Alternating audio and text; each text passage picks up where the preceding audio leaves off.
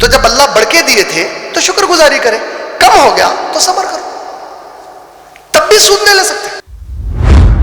ایک آدمی مرنا پسند کرے گا، اپنی اماں سے زنا کرنا تو پسند نہیں کرتا ہوں، چاہے میں سڑ گل کے کیوں نہ مر جاؤں، اللہ اور نبی سے جنگ کا تصور بھی نہیں کر سکتا میں۔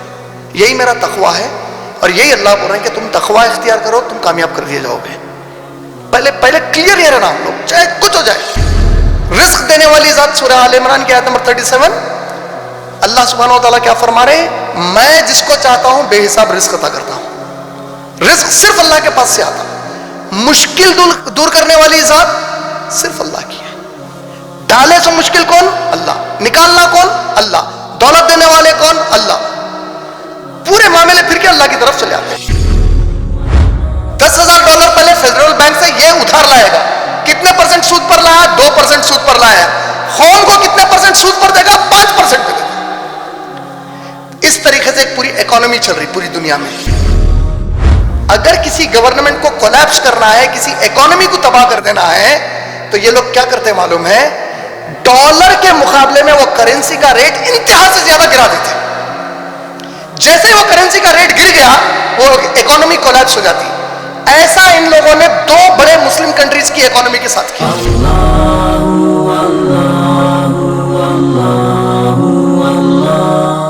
السلام علیکم ورحمۃ اللہ وبرکاتہ۔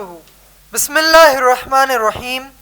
میں سماک حسین صدیقی باحیثیت ناظم جلسہ آپ تمام مرد اور خواتین کا IREF کے دفتر پر آج یعنی 24 جنوری 2021 عیسوی بروز اتوار کو تہ دل سے استقبال کرتا ہوں۔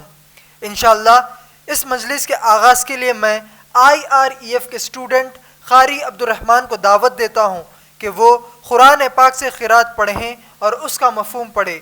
قاری عبدالرحمن۔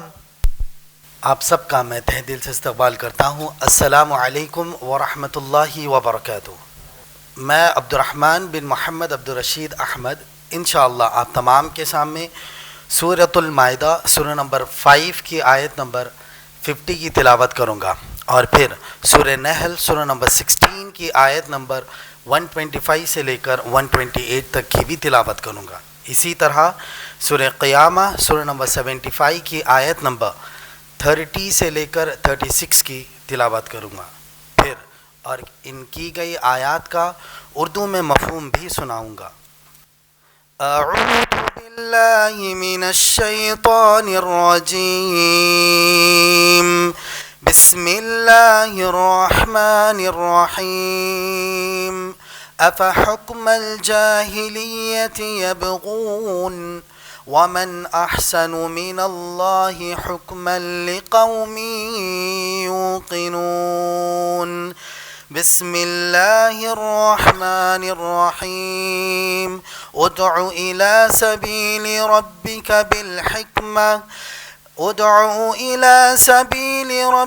بالحكمة وموعظة الحسنة وجادلهم بالتي هي أحسن إن ربك هو أعلم بمن ضل عن سبيله وهو أعلم بالمهتدين۔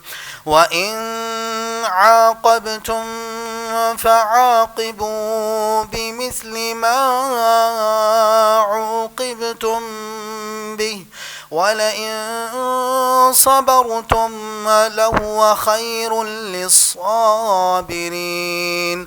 واصبر وما صبروك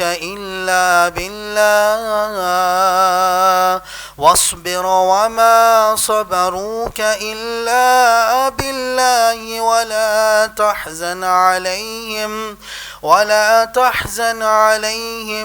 ولا تك في ضيق مما يمكرون إن الله مع الذين اتقوا والذين هم محسنون بسم الله الرحمن الرحيم فلا صدق ولا صلى ولكن كذب وتولى ثم ذهب إلى أهله يتمطى أولى لك فأولى ثم أولى لك فأولى أيحسب الإنسان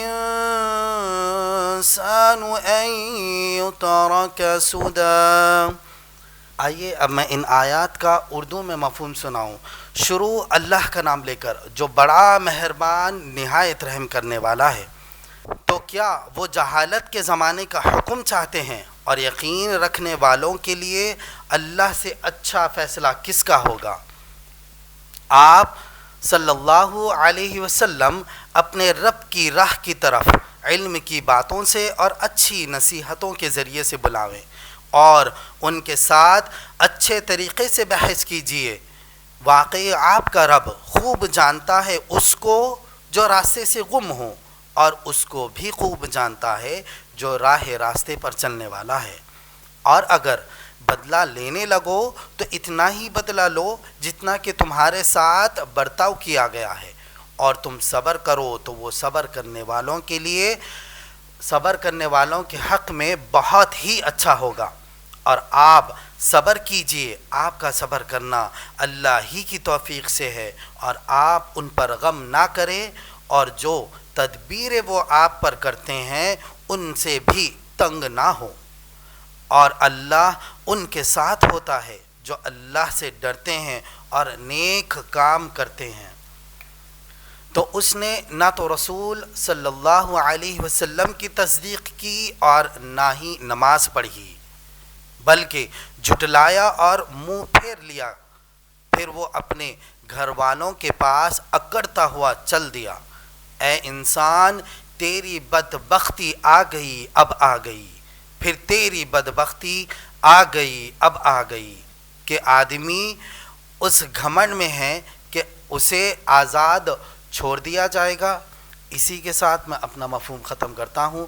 وآخر دعوانا ان الحمد للہ رب العالمین. انشاءاللہ اس سے پہلے کہ میں میرے والد جناب عمران صدر IREF کو بیان کی دعوت دوں، آپ تمام کو IREF کا مختصر تعارف دیتا چلوں.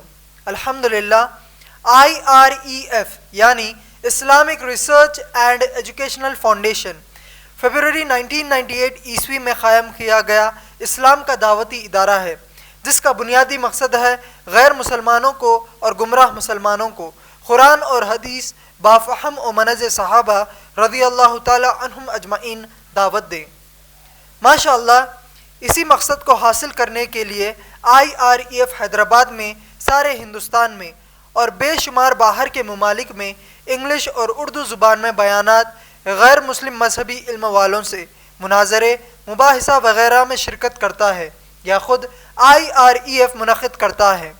الحمدللہ جناب عمران ابھی تک USA، Canada, UK، Australia, New Zealand, Singapore, Malaysia, Thailand, Taiwan, Ireland, Scotland کے علاوہ تمام گلف ممالک میں بھی پروگرامز کیے ہیں.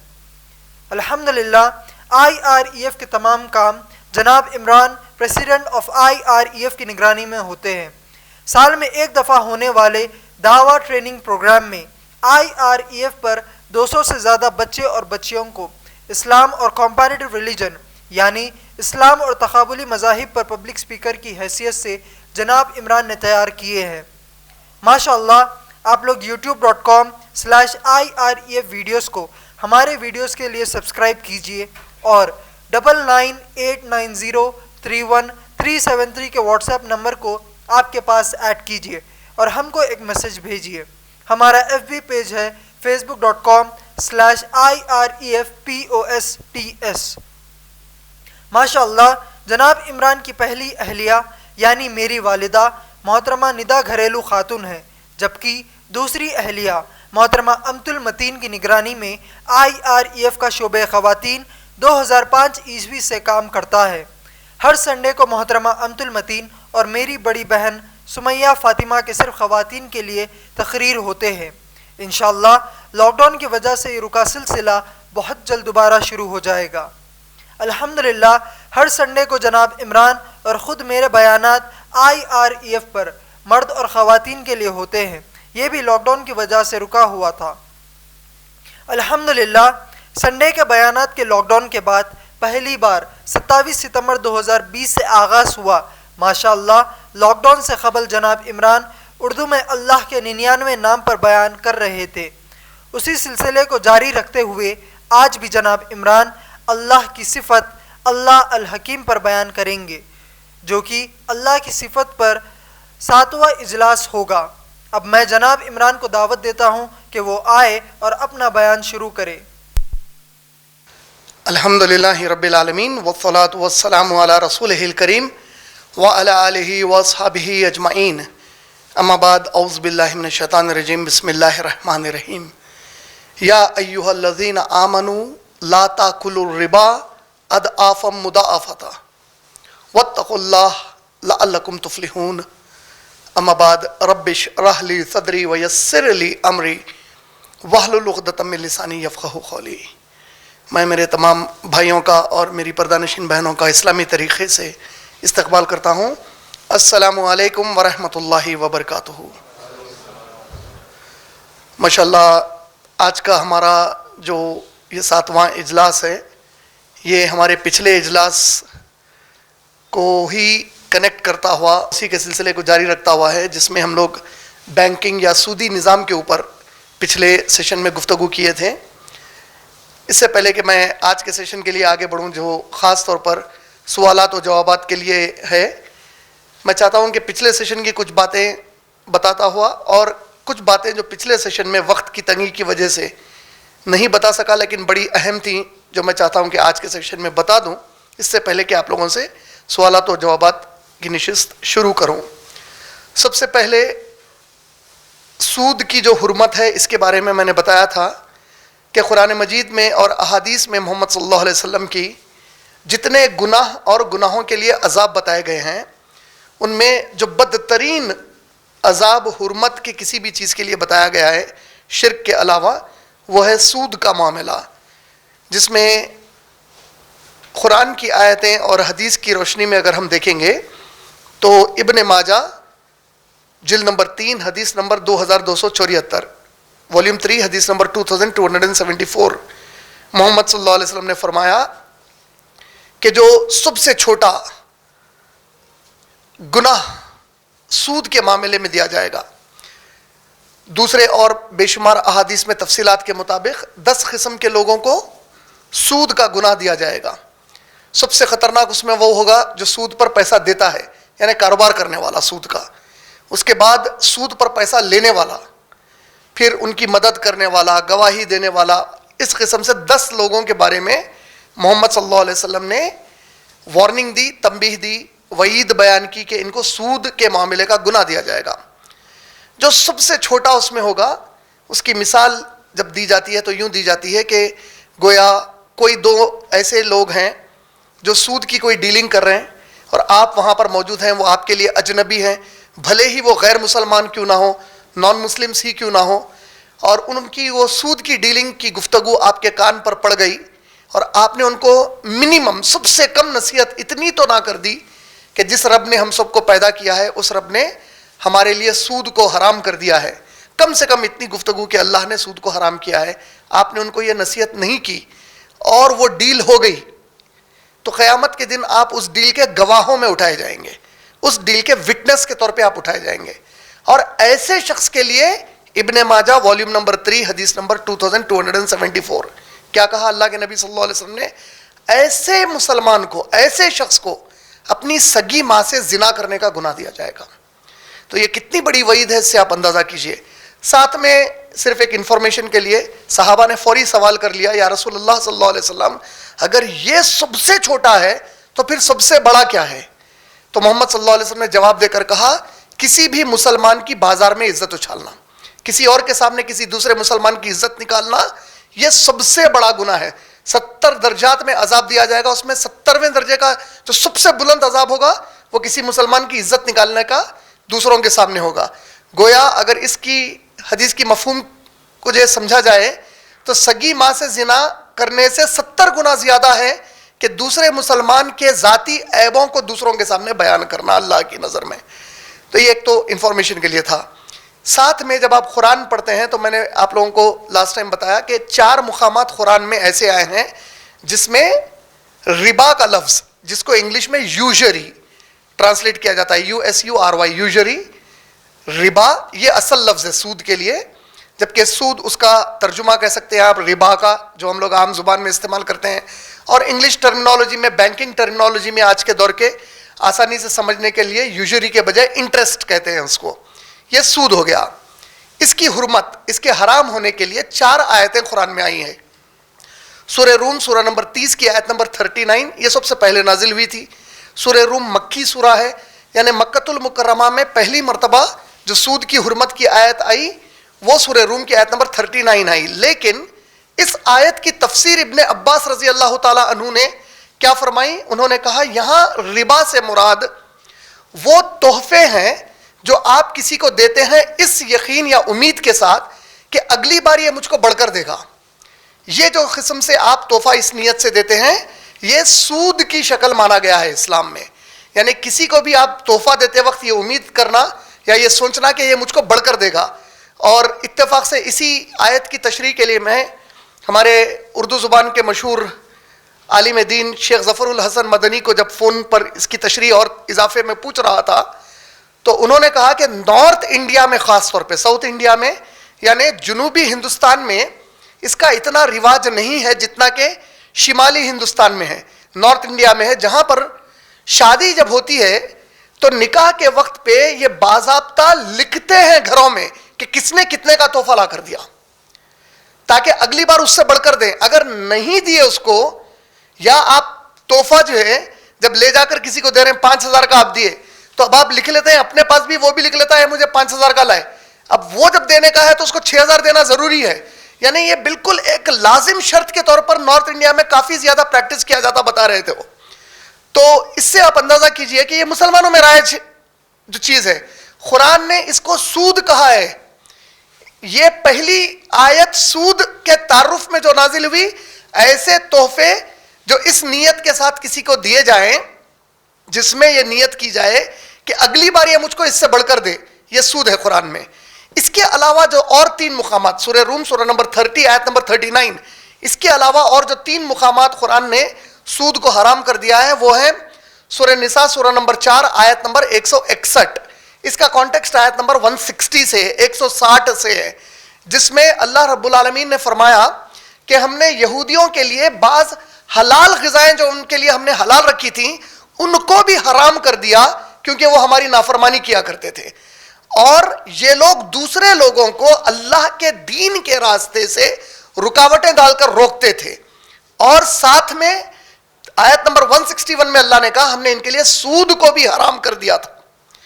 تو لہٰذا اب جو بھی یہ تمام گناہوں میں ملوث ہوں گے ہم ان کو بہت دردناک عذاب دیں گے بولے اللہ تعالیٰ۔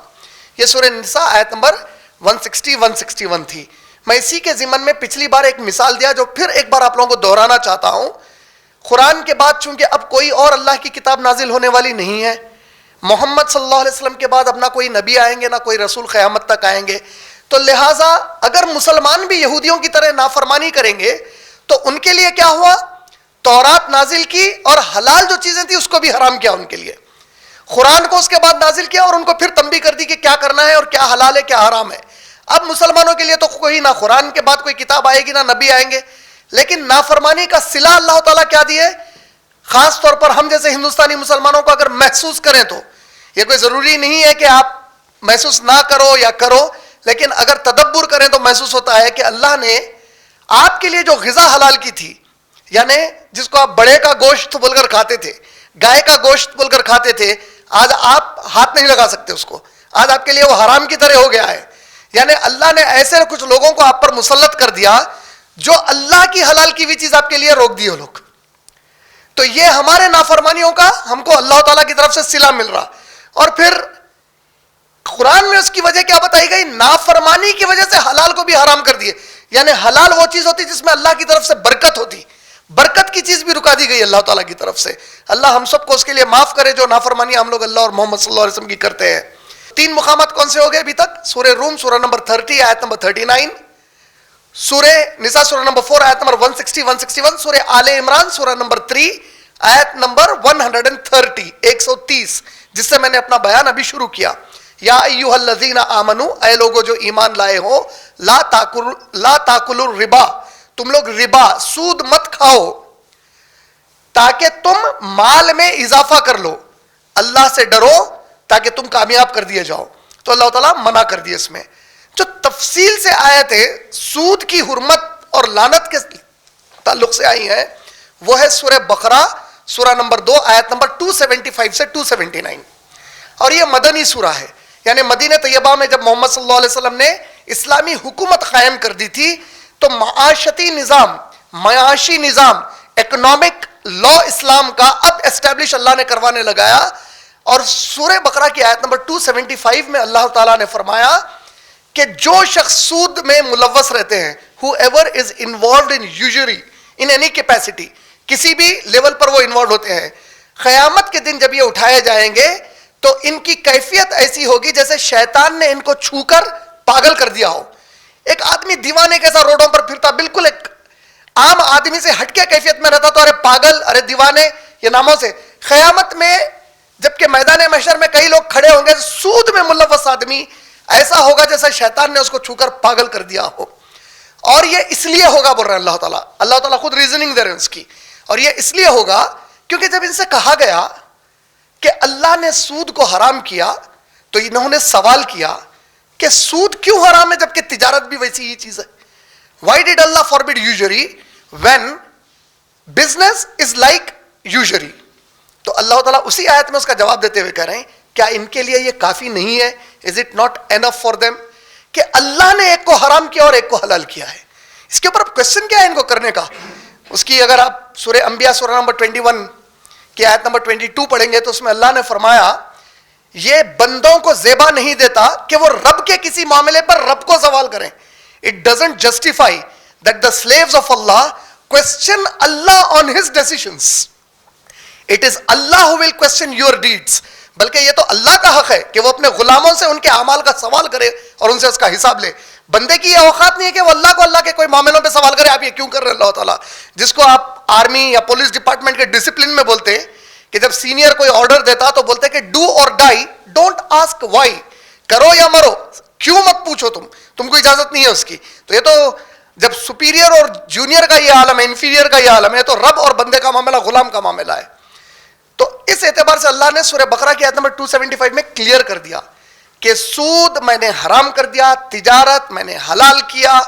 اب اس کے باوجود جو اس میں جائیں گے قیامت کے دن اس طرح اٹھائے جائیں گے جیسے شیطان نے ان کو چھو کر پاگل کر دیا ہو. آیت نمبر 276 میں اللہ نے ایک اعلان کیا.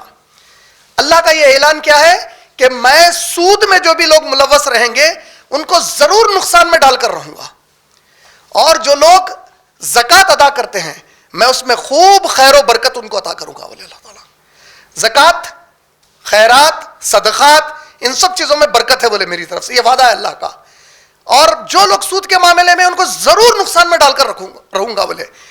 اب بعض لوگوں کے دل میں اس کے پہلے کے سوال ہے وہ بھی کلیئر کر دیتا ہوں. بعض لوگ پوچھتے ہیں کہ بھائی بعض لوگ تو سود کا کاروبار کر کے کافی ترقی کر رہے ہیں, پھر ان کا کیا ہوا؟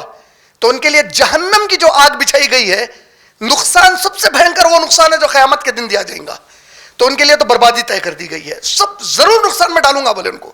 اور برکت زکوٰۃ اور خیرات میں رکھا ہوں بولے. خیر اسٹیٹسٹکس تو ویسے بھی ہم کو بتاتے ہیں کہ اللہ اس زمین پر ہی مار رہے ہیں جو لوگ سود کا کاروبار کرتے ہیں ان کے لیے. اس 276 کی آیت کے بعد اللہ تعالیٰ نے جو مسلمانوں کو اللہ کا تقوی اختیار کرنے پر کہا. 278 میں اللہ نے کہا کہ جس کا جو سود باقی ہے ان سے کہو اے میرے نبی کہ وہ لوگ وہ سود کو چھوڑ دیں اور صرف اپنا اصلی جو مال ادھار دیے تھے اتنا وہ لوگ واپس لے سکتے ہیں سامنے والے سے.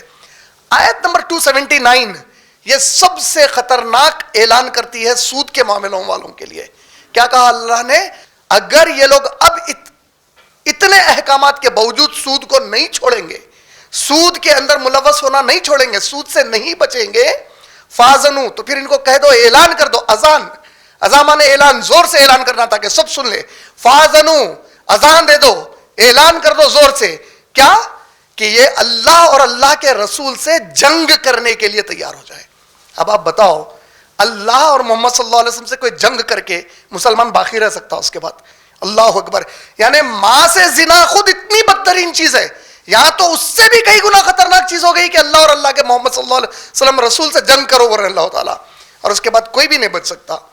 تو اللہ ہم سب مسلمانوں کی حفاظت کرے کہ اتنے خطرناک جرم میں ہم ملوث ہوں اپنے زندگیوں میں. پھر ساتھ میں نے بتایا تھا پچھلے اس میں کہ کئی مرتبہ جب ہم آج کے بینکس وغیرہ کو دیکھتے ہیں تو ایسا محسوس ہوتا ہے کہ یہ کئی ہزاروں سال سے سود کے معاملے چل رہے ہیں. یہ بات غلط ہے. یورپ میں 16ویں صدی تک, 16th سینچری یعنی 1500 کے بعد تک بھی, یا 1500 تک بھی, بٹوین 1500 اینڈ 1600, یہ وہ پیریڈ ہے جب بینکنگ سسٹم سٹارٹ ہوا سود کی بنیاد پہ. جب تک بھی تصور نہیں تھا بینکس کا. 1472 میں پہلا کمرشل بینک اٹلی میں قائم ہوا جس کا نام تھا مونٹ بلینک, بولتے نا آپ, bank mount, MONT, bank mount, 1472 میں اٹلی میں قائم ہوا. سیکنڈ بینک بیرنبرگ بینک جرمنی کا 1590 میں قائم ہوا. چائلڈ اینڈ کمپنی انگلینڈ میں کمرشل بینک 1664 میں قائم ہوا. یہ پورے کمرشل پرائیویٹ بینکس تھے. جب وہاں کی حکومتوں نے دیکھا, وہاں کے کنگڈم نے دیکھا کہ اس سے کافی لوگوں فائدہ اٹھا رہے ہیں, بینک میں سود کا کاروبار تیزی سے ہو رہا, اور لونز کے اوپر جب لوگ لے رہے ہیں تو بہت تیزی سے سود بینک کلیکٹ کر رہا, اور بینک کو پروفٹس ہو رہے ہیں اس کے ذریعے سے. تو پہلی مرتبہ گورنمنٹ انوالو ہوئی, اور پہلا گورنمنٹ اسٹیبلشڈ بینک سویڈن میں 1668 میں قائم ہوا, رکس بینک, RIKS, رکس بینک کے نام سے. پھر 1694 میں بینک آف انگلینڈ قائم ہوا.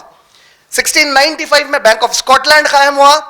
1800 میں بینک آف فرانس قائم ہوا, اور اس بینک کی اہمیت اس وجہ سے ہے کیونکہ نیپولین نے بینک آف فرانس قائم کرنے کے بعد پہلا وہ بادشاہ ہے جس نے پیپر کرنسی کو آفیشیلی اگری کر لیا. یعنی جو آج آپ کے پاس پیپر نوٹس چل رہے ہیں, یہ پیپر نوٹس کی شکل میں پہلی مرتبہ آفیشیل لیول پر, گورنمنٹ لیول پر کرنسی کا سرکولیشن بینکس کے تھرو, کہ بینکس یہ کرنسی سرکولیٹ کریں گے, نیپولین نے 1800 میں کیا. یہ وہ پیریڈ ہے جہاں پہ سود کا انوالومنٹ بہت تیزی سے بینکس کے ساتھ انوالو ہوا. اس میں نے ایک اور بڑی اہم بات اگر آپ لوگوں کو یاد ہے تو بتائی تھی. 1800 سے 1875, 1800 to 1875, یہ 75 ایئرس کا بدقسمتی سے انفارچونیٹلی وہ پیریڈ ہے جس میں پہلی مرتبہ عثمانی خلافت جو ٹرکی میں قائم تھی ہماری, وہاں کے جو عثمانی خلیفہ تھے اس دور کے 75 سال کے دوران, یہ پہلی مرتبہ, یہ پہلے مسلمان حکمران ہیں جنہوں نے سود پر قرض لینا شروع کیا. کوئی تاریخ اس کے پہلے مسلمان حکمرانوں میں سود کی نہیں ملتی, مسلمان امت میں کسی بھی مقام پہ سود کی لین دین کی نہیں ملتی. یعنی ایک ہے انڈیویجول لیول پہ کوئی کر لے رہا بدماشی, ہے الگ بات ہے. ایک اسٹیبلشڈ سسٹم کے تحت یا کسی سسٹم سے اگری ہو کر سود پر قرض لینا, یہ پہلی مرتبہ 1800 سے 1875 کے درمیان ہوا. اور نتیجہ اگر میں نے لاسٹ ٹائم یہ ہمارے احساس کے لیے بتایا کہ دنیا میں وہ 1800 کے بعد سے لے کے آج تک کی تاریخ میں مسلمان زوال سے اوپر اٹھ کے آ ہی نہیں سک رہے ہیں. پوری دنیا میں ہر طرف ذلت, ہر طرف پسپائی, ہر طرف ناکامی کا سامنا ہو رہا, کیونکہ امت, پوری امت اللہ اور نبی سے جنگ چھیڑی ہوئی ہے فی الوقت. اور اس کا نتیجہ کیا آئیں گا ہم کو اندازہ کر لینا چاہیے. اس کے بعد ساری دنیا میں صرف اور صرف زوال ہو رہا مسلمانوں کا. تو ایک سودی نظام. اور میں ساتھ میں یہ بھی بتایا کہ بہت انفارچونیٹ پارٹ پھر اس میں یہ ہے کہ جو جمعوں کے ہمارے خطبے ہوتے, یہ خطبے تو امت میں دور حاضر کے جو معاملات ہیں ان کی روشنی میں مسلمانوں کی اصلاح کے لیے یہ خطبوں کا پلیٹ فارم ہے. اور اگر آپ ٹھنڈے دل سے غور کر کے دیکھیں تو دنیا میں کوئی سسٹم آج ایسا نہیں ہے, کوئی دنیا کا مذہب ایسا نہیں ہے جس کے ماننے والے خود سے والنٹریلی ایک دو دن پہلے سے ذہن بناتے کہ میرے کو اللہ کی عبادت کے لیے اب مسجد کو یا ایک مقام پہ جانا ہے, جو مسلمان جس تیاری سے جاتے. انفارچونیٹلی ہمارے یہ جو خطبے جمعے کے پلیٹ فارمز, اس میں عام مسلمانوں کو بنیادی تعلیم اور خاص طور پہ ایسے جرم کی تعلیم, ایسے گناہ کی تعلیم جس میں ہم اللہ اور نبی صلی اللہ علیہ وسلم سے جنگ کر رہے ہیں یا ماں سے زنا کر رہے ہیں, اس کے اوپر خطبات بہت کم ہوتے, سوائے اس کے کہ کبھی کبھار گناہ کبیرہ میں ماں باپ کی نافرمانی, چوری, زنا, شراب, جوا, اس کے ساتھ ایک سود کا نام آ جاتا. لیکن جو حرمت سود کی اللہ نے بتائی, اس کی شدت اور اس کی ڈیٹیلز ہم کو نہیں بتائے جاتے. تو ہم کو چاہیے کہ ہم اس میں مطالعہ کریں, کیونکہ یہ بہت سخت معاملہ ہے قیامت کے دن کے لیے. پھر اس کے ساتھ ساتھ میں نے آپ لوگوں کو لاسٹ ٹائم بتایا کہ کس طریقے سے سود کی وجہ سے, یہ بہت بڑی ٹاپک ہے, کیونکہ عمر ابن خطاب رضی اللہ عنہ کو قول بتایا جس میں انہوں نے فرمایا کاش ہمارے درمیان محمد صلی اللہ علیہ وسلم اور کچھ سال رہتے تاکہ ہم اور تفصیل سے سود کے بارے میں تعلیمات ان سے حاصل کر لیتے, سود کے معاملات کی حرمت کے تعلیمات محمد صلی اللہ علیہ وسلم سے حاصل کرتے. تو ہمارے چھوٹے وقت میں ہر چیز کور ہونا ناممکنات میں سے تھی. پھر ساتھ میں نے صرف ایک نشاندہی کے لیے کہ اللہ کی مار کیسی آتی سود کے اوپر, یہ بتاتے ہوئے آپ لوگوں کو بتایا کہ اگر آپ دنیا کے ممالک کا آج جائزہ لے لیں گے تو جو قرضوں میں ملک ملوث ہے, انڈیا کا میں ایگزامپل, ہمارے اپنے کنٹری کا ایک ایگزامپل دیتے ہوئے بتایا تھا, ہمارا جو قرضہ تھا وہ 543 بلین تھا, وہ بڑھ کر 558 بلین ڈالر ہوا, جو 15 بلین ڈالر کا اضافہ ہے. 15 بلین ڈالر کو اگر آپ روپیوں میں دیکھیں تو 1 لاکھ کروڑ کے اوپر ہوتے ہو. یہ قرضہ بڑا کیوں ہمارا؟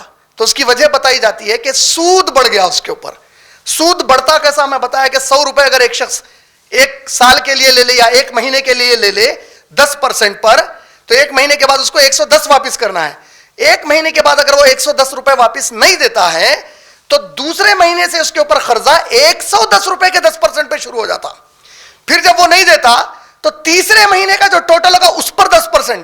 یہ سود اس طرح اضافہ ہوتے چلے جاتا. اور آج جو دنیا کے سب سے چمکدار ملک مانے جاتے ہیں, سب سے طاقتور, سب سے ترقی یافتہ ملک مانے جاتے ہیں, اگر آپ گلوبل فائر پاور ایک آرگنائزیشن ہے, یہ آرگنائزیشن ڈیٹیلڈ اسٹڈی کرتا ہے دنیا کے آرمی پاورز, آرمی بجٹس اور ان کی اسٹرینتھ, نیوی کی اسٹرینتھ کیا ہے, آرمی کی اسٹرینتھ کیا ہے, لینڈ فورسز کی, اور اسی طرح ایئر فورس کی اسٹرینتھ کیا ہے, اور ساتھ میں ان کی اکانومی کے اوپر وہ لوگ ڈیٹیل اسٹڈی کرتے. تو اگر آپ گلوبل فائر پاور آرگنائزیشن کی سروے دیکھیں گے تو 2021 کا سب سے بڑا قرضدار دنیا کا ملک وہ امریکہ ہے. کتنا؟ 17 ٹریلین ڈالر کا قرضہ ہے امریکہ کا. 17 ٹریلین ڈالر. 1 ٹریلین 1000 بلین کا ہوتا, 1 بلین 1000 ملین کا ہوتا, 1 ملین 10 لاکھ کا ہوتا. 17 ٹریلین ڈالر اگر سمجھنا ہے آپ کو تو 17 لکھ کر اس کے بازو 12 مرتبہ زیرو لکھیے. 17 trillion dollar America, followed by you کے 8 trillion dollar, followed by France 5 trillion dollar, followed by Germany. شروع کے پورے 27 ملک جو دنیا کو قرضہ باقی ہیں وہ پورے کے پورے نان مسلم ملک ہیں. میکسیمم 99% اس میں کے ممالک یورپین اور امریکن ممالک ہیں. 28 نمبر پر انڈونیشیا ہے, 30 نمبر پر یو اے ای ہے, 38 نمبر پر سعودی عربیہ ہے. یعنی کہ مسلم کنٹریز بھی ہیں, لیکن جو دنیا جس کو سب سے ترقی یافتہ مانتی ہے وہ سب سے زیادہ مقروض سود کی وجہ سے, ان کا سود کا جو سسٹم ہے. پھر اسی طریقے سے ڈالر کا ایکسچینج ریٹ جو طے ہوتا دنیا میں, اس کی بیسس کیا ہوتی, اس کے اندر بریف میں آپ لوگوں کو لاسٹ ٹائم بتایا کہ 1933 میں امریکن پریزیڈنٹ ایک بڑا عجیب کارنامہ کیا. اس نے امریکہ کی گورنمنٹ کے تھرو, امریکن گورنمنٹ کے تھرو ایک جو حکم نافذ ہوا کہ جتنے امریکنز کے پاس ایکسپٹ جیولری کوئی ادر فارم میں گولڈ رکھا ہوا ہے تو وہ بینکس میں ڈپازٹ کرا دیں. جب وہ لوگ بینکس میں ڈپازٹ کرا دیے تو جب وہ ڈپازٹ کرانے گئے, گولڈ کی قیمت مان لیجئے $5 1 تولے کی تھی, تو ڈپازٹ کرانے کے 1-2-3 مہینے کے بعد ڈکلیئر ہوا جو لوگ چاہتے ہیں اپنا گولڈ واپس لیں بینک سے وہ واپس لے سکتے ہیں, لیکن اب ڈالر کی اس کی 1 تولے کی قیمت 5 کے بجائے $35 ہو گئی. یعنی آپ خود اپنا سونا رکھا ہے, اب آپ اپنا سونا $35 میں خریدیں گے, اور اگر آپ کے پاس $35 نہیں ہے تو ویسے ہی سونا چلے گیا اب آپ کا.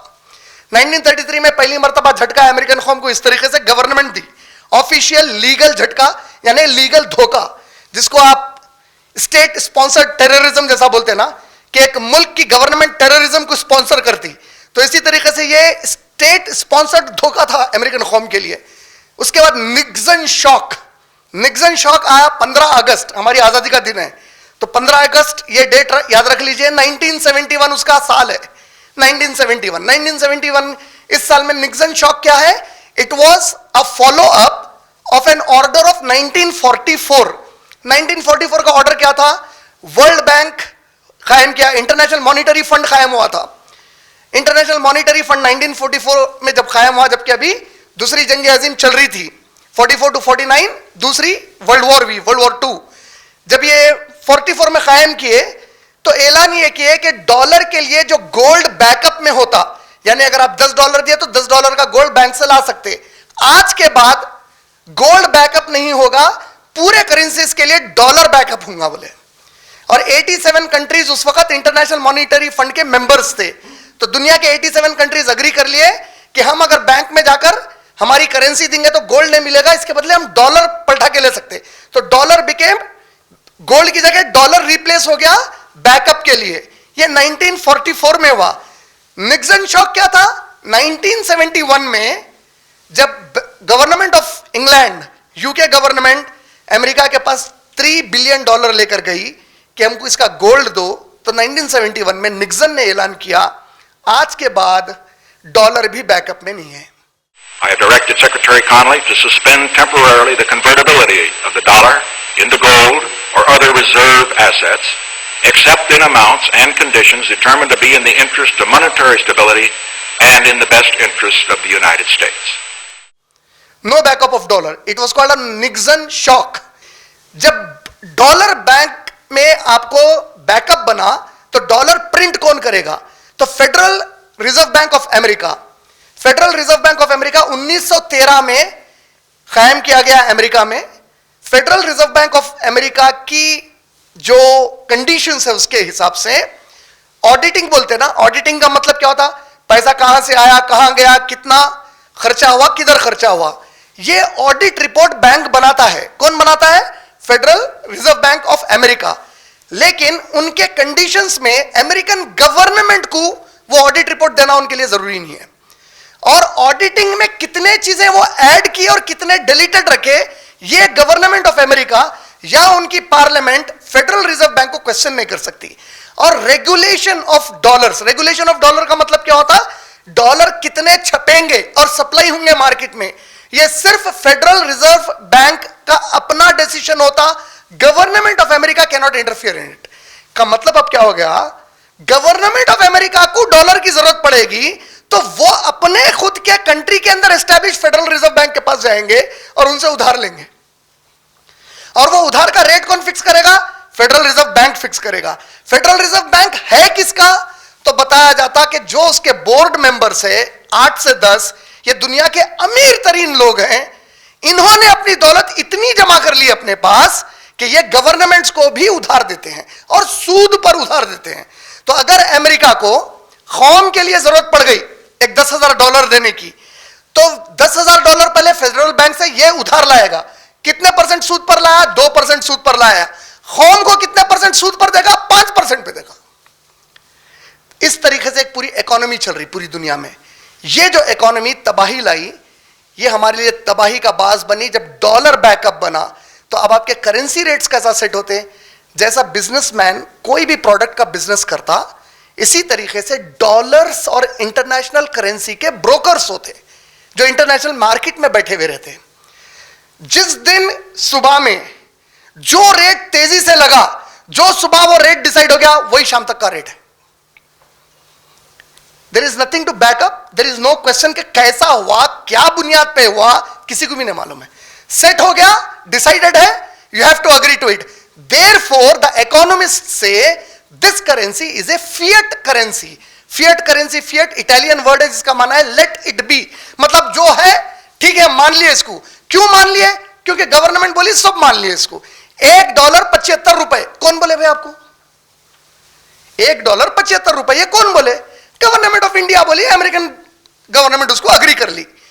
کا مطلب کیا ہوا؟ جو انٹرنیشنل بروکرز بیٹھے ہوئے ہیں یہ لوگ جو بھی ڈیسائیڈ کریں گے وہ آپ کا ایکسچینج ریٹ بنتا دنیا میں جا کے. اور اگر کسی گورنمنٹ کو کولیپس کرنا ہے, کسی اکانومی کو تباہ کر دینا ہے, تو یہ لوگ کیا کرتے معلوم ہے؟ ڈالر کے مقابلے میں وہ کرنسی کا ریٹ انتہا سے زیادہ گرا دیتے. جیسے ہی وہ کرنسی کا ریٹ گر گیا وہ اکانومی کولیپس ہو جاتی. ایسا ان لوگوں نے 2 بڑے مسلم کنٹریز کی اکانومی کے ساتھ کیا. انڈونیشیا کی اکانومی کو تباہ کیا امریکنز نے, انڈونیشین کرنسی کو مکمل طور پہ گرا دیا جب انڈونیشیا پیک پہ جا رہا تھا. دوسرا ٹرکی کے ساتھ کیا. ٹرکی کا اگر $1 کا کرنسی ایکسچینج لینا تھا تو آپ تعجب کریں گے, $1 ٹرکی کا لیرا ہوتا, جیسا ہمارا روپیہ ہے ان کا لیرا ہے. 15 لاکھ لیرا دے کر آپ $1 خرید سکتے تھے. آپ امیجن کرو, $1 کا ریٹ 15 لاکھ لیرا ہے. 1.5 million lira was equal to $1. Collapse کر دیے پوری اکانومی کو. ایسا ہی ملیشیا کی اکانومی کو بہت بڑا دھکا دیے. تو یہ کر رہے ہیں کون پھر؟ تو اگر آپ پورا گھما پھرا کر دیکھیں تو جو بینکس بیٹھے ہیں بڑے بڑے, اس کے جو اونرز بیٹھے ہیں یہ ہیں جس کو سرمایہ دار بولتے, کیپیٹلسٹس. ان کی ٹکر کے لیے رشین اکانومی اٹھی تھی, دا مارکسسٹ اکانومی اور دا سوشلسٹ اکانومی, جو 70 سال میں کولیپس ہو گئی. وہ بھی ان دونوں کے بیچ میں اللہ کا دیا ہوا اکانومی کا نظام ہے جو غیر سودی نظام ہے. سود تو ادھر بھی تھا, سود تو ادھر بھی ہے. اور ساتھ میں دا اکانومسٹ جو میگزین ہے یو کے کی, اور یہ اکنامکس کے اوپر پورے ورلڈ کی ون آف دا موسٹ جو آتھینٹک میگزین مانی جاتی ہے, وہ میگزین کے حساب سے 12 نومبر 2009 کی رپورٹ کے حساب سے ساری دنیا میں 300 اسلامک بینک ہیں. 2009 میں 300 اسلامک بینک, دا اکانومسٹ 12 نومبر 2009 کے حساب سے 300 اسلامک بینک کے ایسٹس, ان کی پوری جمع پونجی کی جو ویلیو ہے وہ $822 بلین ورتھ تھی. غیر سودی طور پر ان کے ایسٹس جس میں ذرا بھی انٹرسٹ انوالو نہیں ہے, $822 بلین.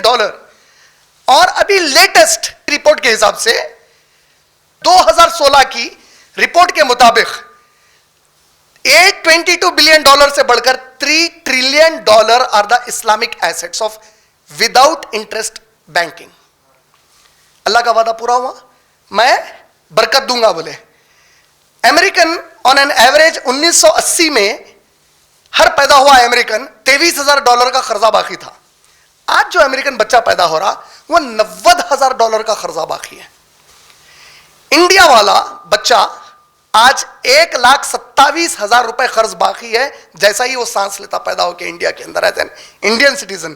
جبکہ میں جو بتایا آپ لوگوں کو ستیمیو جیتے کا 2nd سیزن 4th ایپیسوڈ میں جو اکانومی کے بارے میں بتایا گیا, جس میں خالی انڈیا کے اندر کے 85 منرل ریسورسز میں سے آدھوں کا کیلکولیشن کرے اور 1-2 ہائیڈرو کاربنس کے کیلکولیشن کرے تو اس کی جو ویلیو آئی اس کو انڈین پاپولیشن میں ڈیوائڈ کرے, صرف اتنے کم, ابھی بہت ساری چیزیں بچی ہوئی ہیں انڈیا کی ہمارے, خالی اتنے کیلکولیشن میں every Indian should actually own 40 lakh rupees.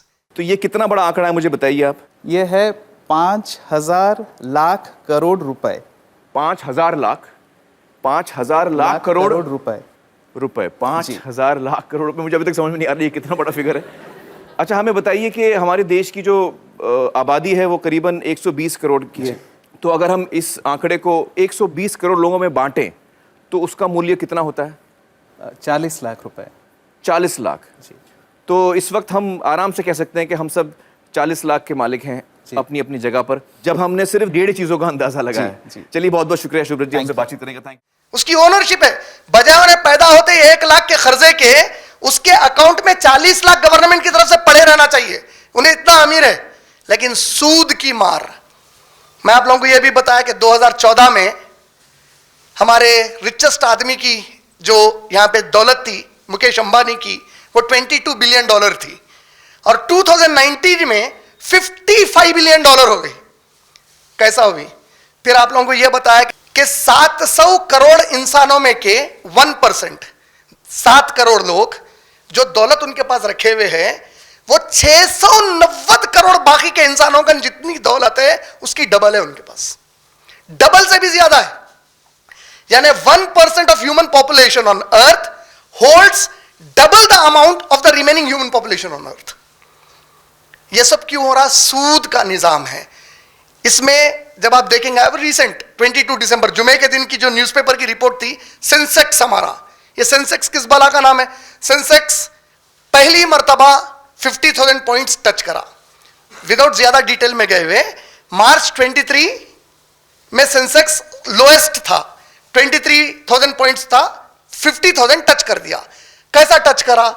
تو اس کے پیچھے جو اس کی لاجک ہے پوری وہ یہ ہے کہ امریکن فیڈرل ریزرو پینڈیمک کو دیکھ کر, انٹرنیشنل حالات کو دیکھ کر انٹرسٹ ریٹس امریکہ میں بہت کم کر دیا اور پیسہ چھاپ دیا مارکیٹ میں, ڈالرز چھاپ دیا. پھر سینسیکس بوم پہ چلے گیا. ریزرو بینک آف انڈیا مگر کیا بول رہا کہ یہ سال ہمارا جو جی ڈی پی ہے وہ -7.5 پہ جائے گا. تو ریزرو بینک کے مطابق ہمارے پاس اکانومی کولیپس پہ جاری, کیٹاسٹروفی, بڑے دھکے پہ جاری. لیکن اچانک سینسیکس اتنا اٹھ گیا کیوں؟ تو جیسے ہی وہاں پہ انٹرسٹ ریٹس بیٹھ گئے تو جو بڑے بڑے پیسے والے انویسٹرز ہیں دنیا کے, فوری وہ کنٹریز کی طرف پلٹے جہاں پہ پروگرس ہو رہے ہیں کنٹریز, اپنا پیسہ فوری ادھر شفٹ کرے. جیسے ہی خوب پیسہ ادھر ہمارے اسٹاک ایکسچینج میں آ گیا, سینسیکس اٹھ گیا اوپر. اب جیسے ہی امریکہ پھر وہاں پہ انٹرسٹ ریٹس بڑھاتا, انہوں یہاں سے پیسے کھینچ لیتے اپنے, پھر ہماری اکانومی کے ساتھ سینسیکس کولیپس ہوتا جا کے. تو دیکھو اب سود خوروں کا گیم کیسے چل رہا پوری دنیا میں. تو یہ جو نظام ہے اللہ تعالیٰ اس کو ختم کرنے کے لیے محمد صلی اللہ علیہ وسلم کو بھیجے. اس امت کو محمد صلی اللہ علیہ وسلم کے بعد اسی کام پر لگائے جو کام پر اللہ نے محمد صلی اللہ علیہ وسلم کو بھیجا تھا. صحابہ اکرام رضی اللہ تعالیٰ عنہم اجمعین میں عبد الرحمن بن عوف, ابن عباس رضی اللہ تعالیٰ عنہ, یہ اکابر صحابہ ہیں. عشر مبشرہ میں عبد الرحمن بن عوف رضی اللہ تعالیٰ عنہ کا نام آتا. ابن عباس رضی اللہ تعالیٰ عنہ وہ واحد امتی ہے جس کے لیے محمد صلی اللہ علیہ وسلم دعا کرے کہ اے اللہ اس قرآن کے تفسیر کا فہم میرے ابن عباس کو عطا فرما دیجیے, بول کے کسی اور امتی کے لیے دعا نہیں کرے. یہ دونوں بھی سود پر کاروبار کیا کرتے تھے. جب آیت نازل ہوئی فوری سود چھوڑ دیے, یہ نہیں بولے کہ اللہ کے نبی اب نقصان کیسا اٹھانا, ہم لوگ سمعنا واطعنا, ہم نے سنا, ہم نے فوراً اطاعت قبول کی. جیسا ہی ان لوگوں نے سود کو چھوڑ دیا, اللہ نے ان کے تجارت میں کیسی برکت دی. آپ جانتے ہیں عبد الرحمن بن عوف رضی اللہ تعالیٰ عنہ کو ادھار لے کر تجارت شروع کرنا پڑا سود کے کاروبار کو بند کرنے کے بعد. اور جب ان کا انتقال ہوا تو مال کتنا تھا؟ جب آپ سورہ نساء سورہ نمبر 4 آیت نمبر 9 سے 13 پڑھتے ہیں تو اس میں انہیریٹنس لا ہے, وراثت کا قانون دیا گیا. وراثت میں کیا بتایا گیا؟ تمہارے بیویوں کو 8واں حصہ ملے گا, 1/8. تو ان کو 4 بیویاں تھے ان کے انتقال کے وقت, ان کے نکاح میں 4 بیویاں تھے. ان کے پورے مال کو 8ویں حصے کو لے کر پھر وہ 8ویں حصے کو 4 میں ڈیوائڈ کرے تو ایک ایک بیوی کو 83,000 درہم, 83,000 درہم, پھر گولڈ, جیولری اور دوسری کئی چیزیں الگ ملی ان کو. یہ 8ویں حصے میں سے 4 حصے کرے تو اتنا بچا. یہ برکت ہے اللہ تعالیٰ جو وعدہ کرے اس میں. یہ بات کو ذہن میں رکھتے ہوئے ایک خاص حدیث جو میں نے لاسٹ ٹائم آپ لوگوں کو سنائی تھی, صحیح مسلم والیوم 4 حدیث 4064. اللہ کے نبی کریم صلی اللہ علیہ وسلم نے فرمایا سونے کے بدلے سونا, چاندی کے بدلے چاندی, گندم یا گیہوں کے بدلے گیہوں, ڈیٹس کے بدلے ڈیٹس, سالٹ کے بدلے salt, gold in exchange of gold, silver in exchange of silver, wheat in exchange of wheat, barley in exchange of barley, dates in exchange of dates, and salt in exchange of salt. Or every transaction should be hand to hand and it shall be of the same value. یہ حکم آیا. اس حکم میں 2-3 چیزیں واضح کیا کر دی گئی. اگر میں سونے کے بدلے چاندی لینا چاہتا ہوں تو the value have to be the same. جتنا گولڈ دیا اس کے ویلیو کی میں سلور لوں گا. میں گولڈ 1 kg دیا, سلور جو ہے نا 1 kg نہیں لے سکتا کیونکہ سلور سستا ہوتا. ایکویولنٹ تو ایکول ویلیو میں لوں گا یا سونے کے بدلے سونا لے لوں گا. اس میں خاص چیز آپ لوگوں کے ہمارے لیے جو فی الوقت کام آتی وہ ہے ہینڈ ٹو ہینڈ والا.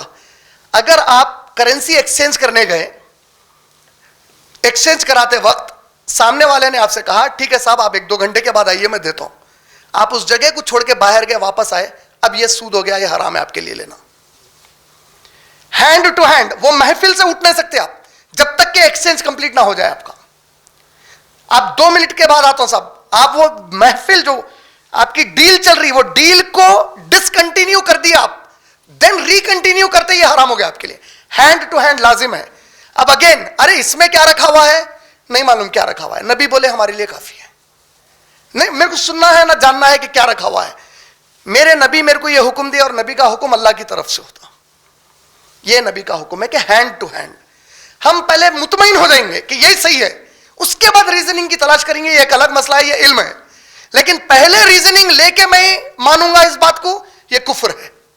اللہ رسول کی بات پہ سمینا ہوا تھا نا, پہلے میں مطمئن ہوں. میرے نبی صلی اللہ علیہ وسلم بولے اسی پہ میری بھلائی ہے, میری آخرت کی بھلائی ہے, یہی صحیح ہے, باقی سب باطل ہے. پہلے میں مطمئن ہو گیا. اب اس کے بعد ہم لوگ بعد میں ریزننگز لیں گے, اور اس کے ریزننگز ہے جو انشاءاللہ میں ٹائم کی کمی کے سے فی الوقت نہیں دینا چاہ رہا ہوں. سیکنڈ پارٹ اس کے اندر اگر آپ لوگ دیکھیں گے تو 6 چیزیں بتائیں نبی صلی اللہ علیہ وسلم: gold, silver, wheat, barley, dates اور سالٹ.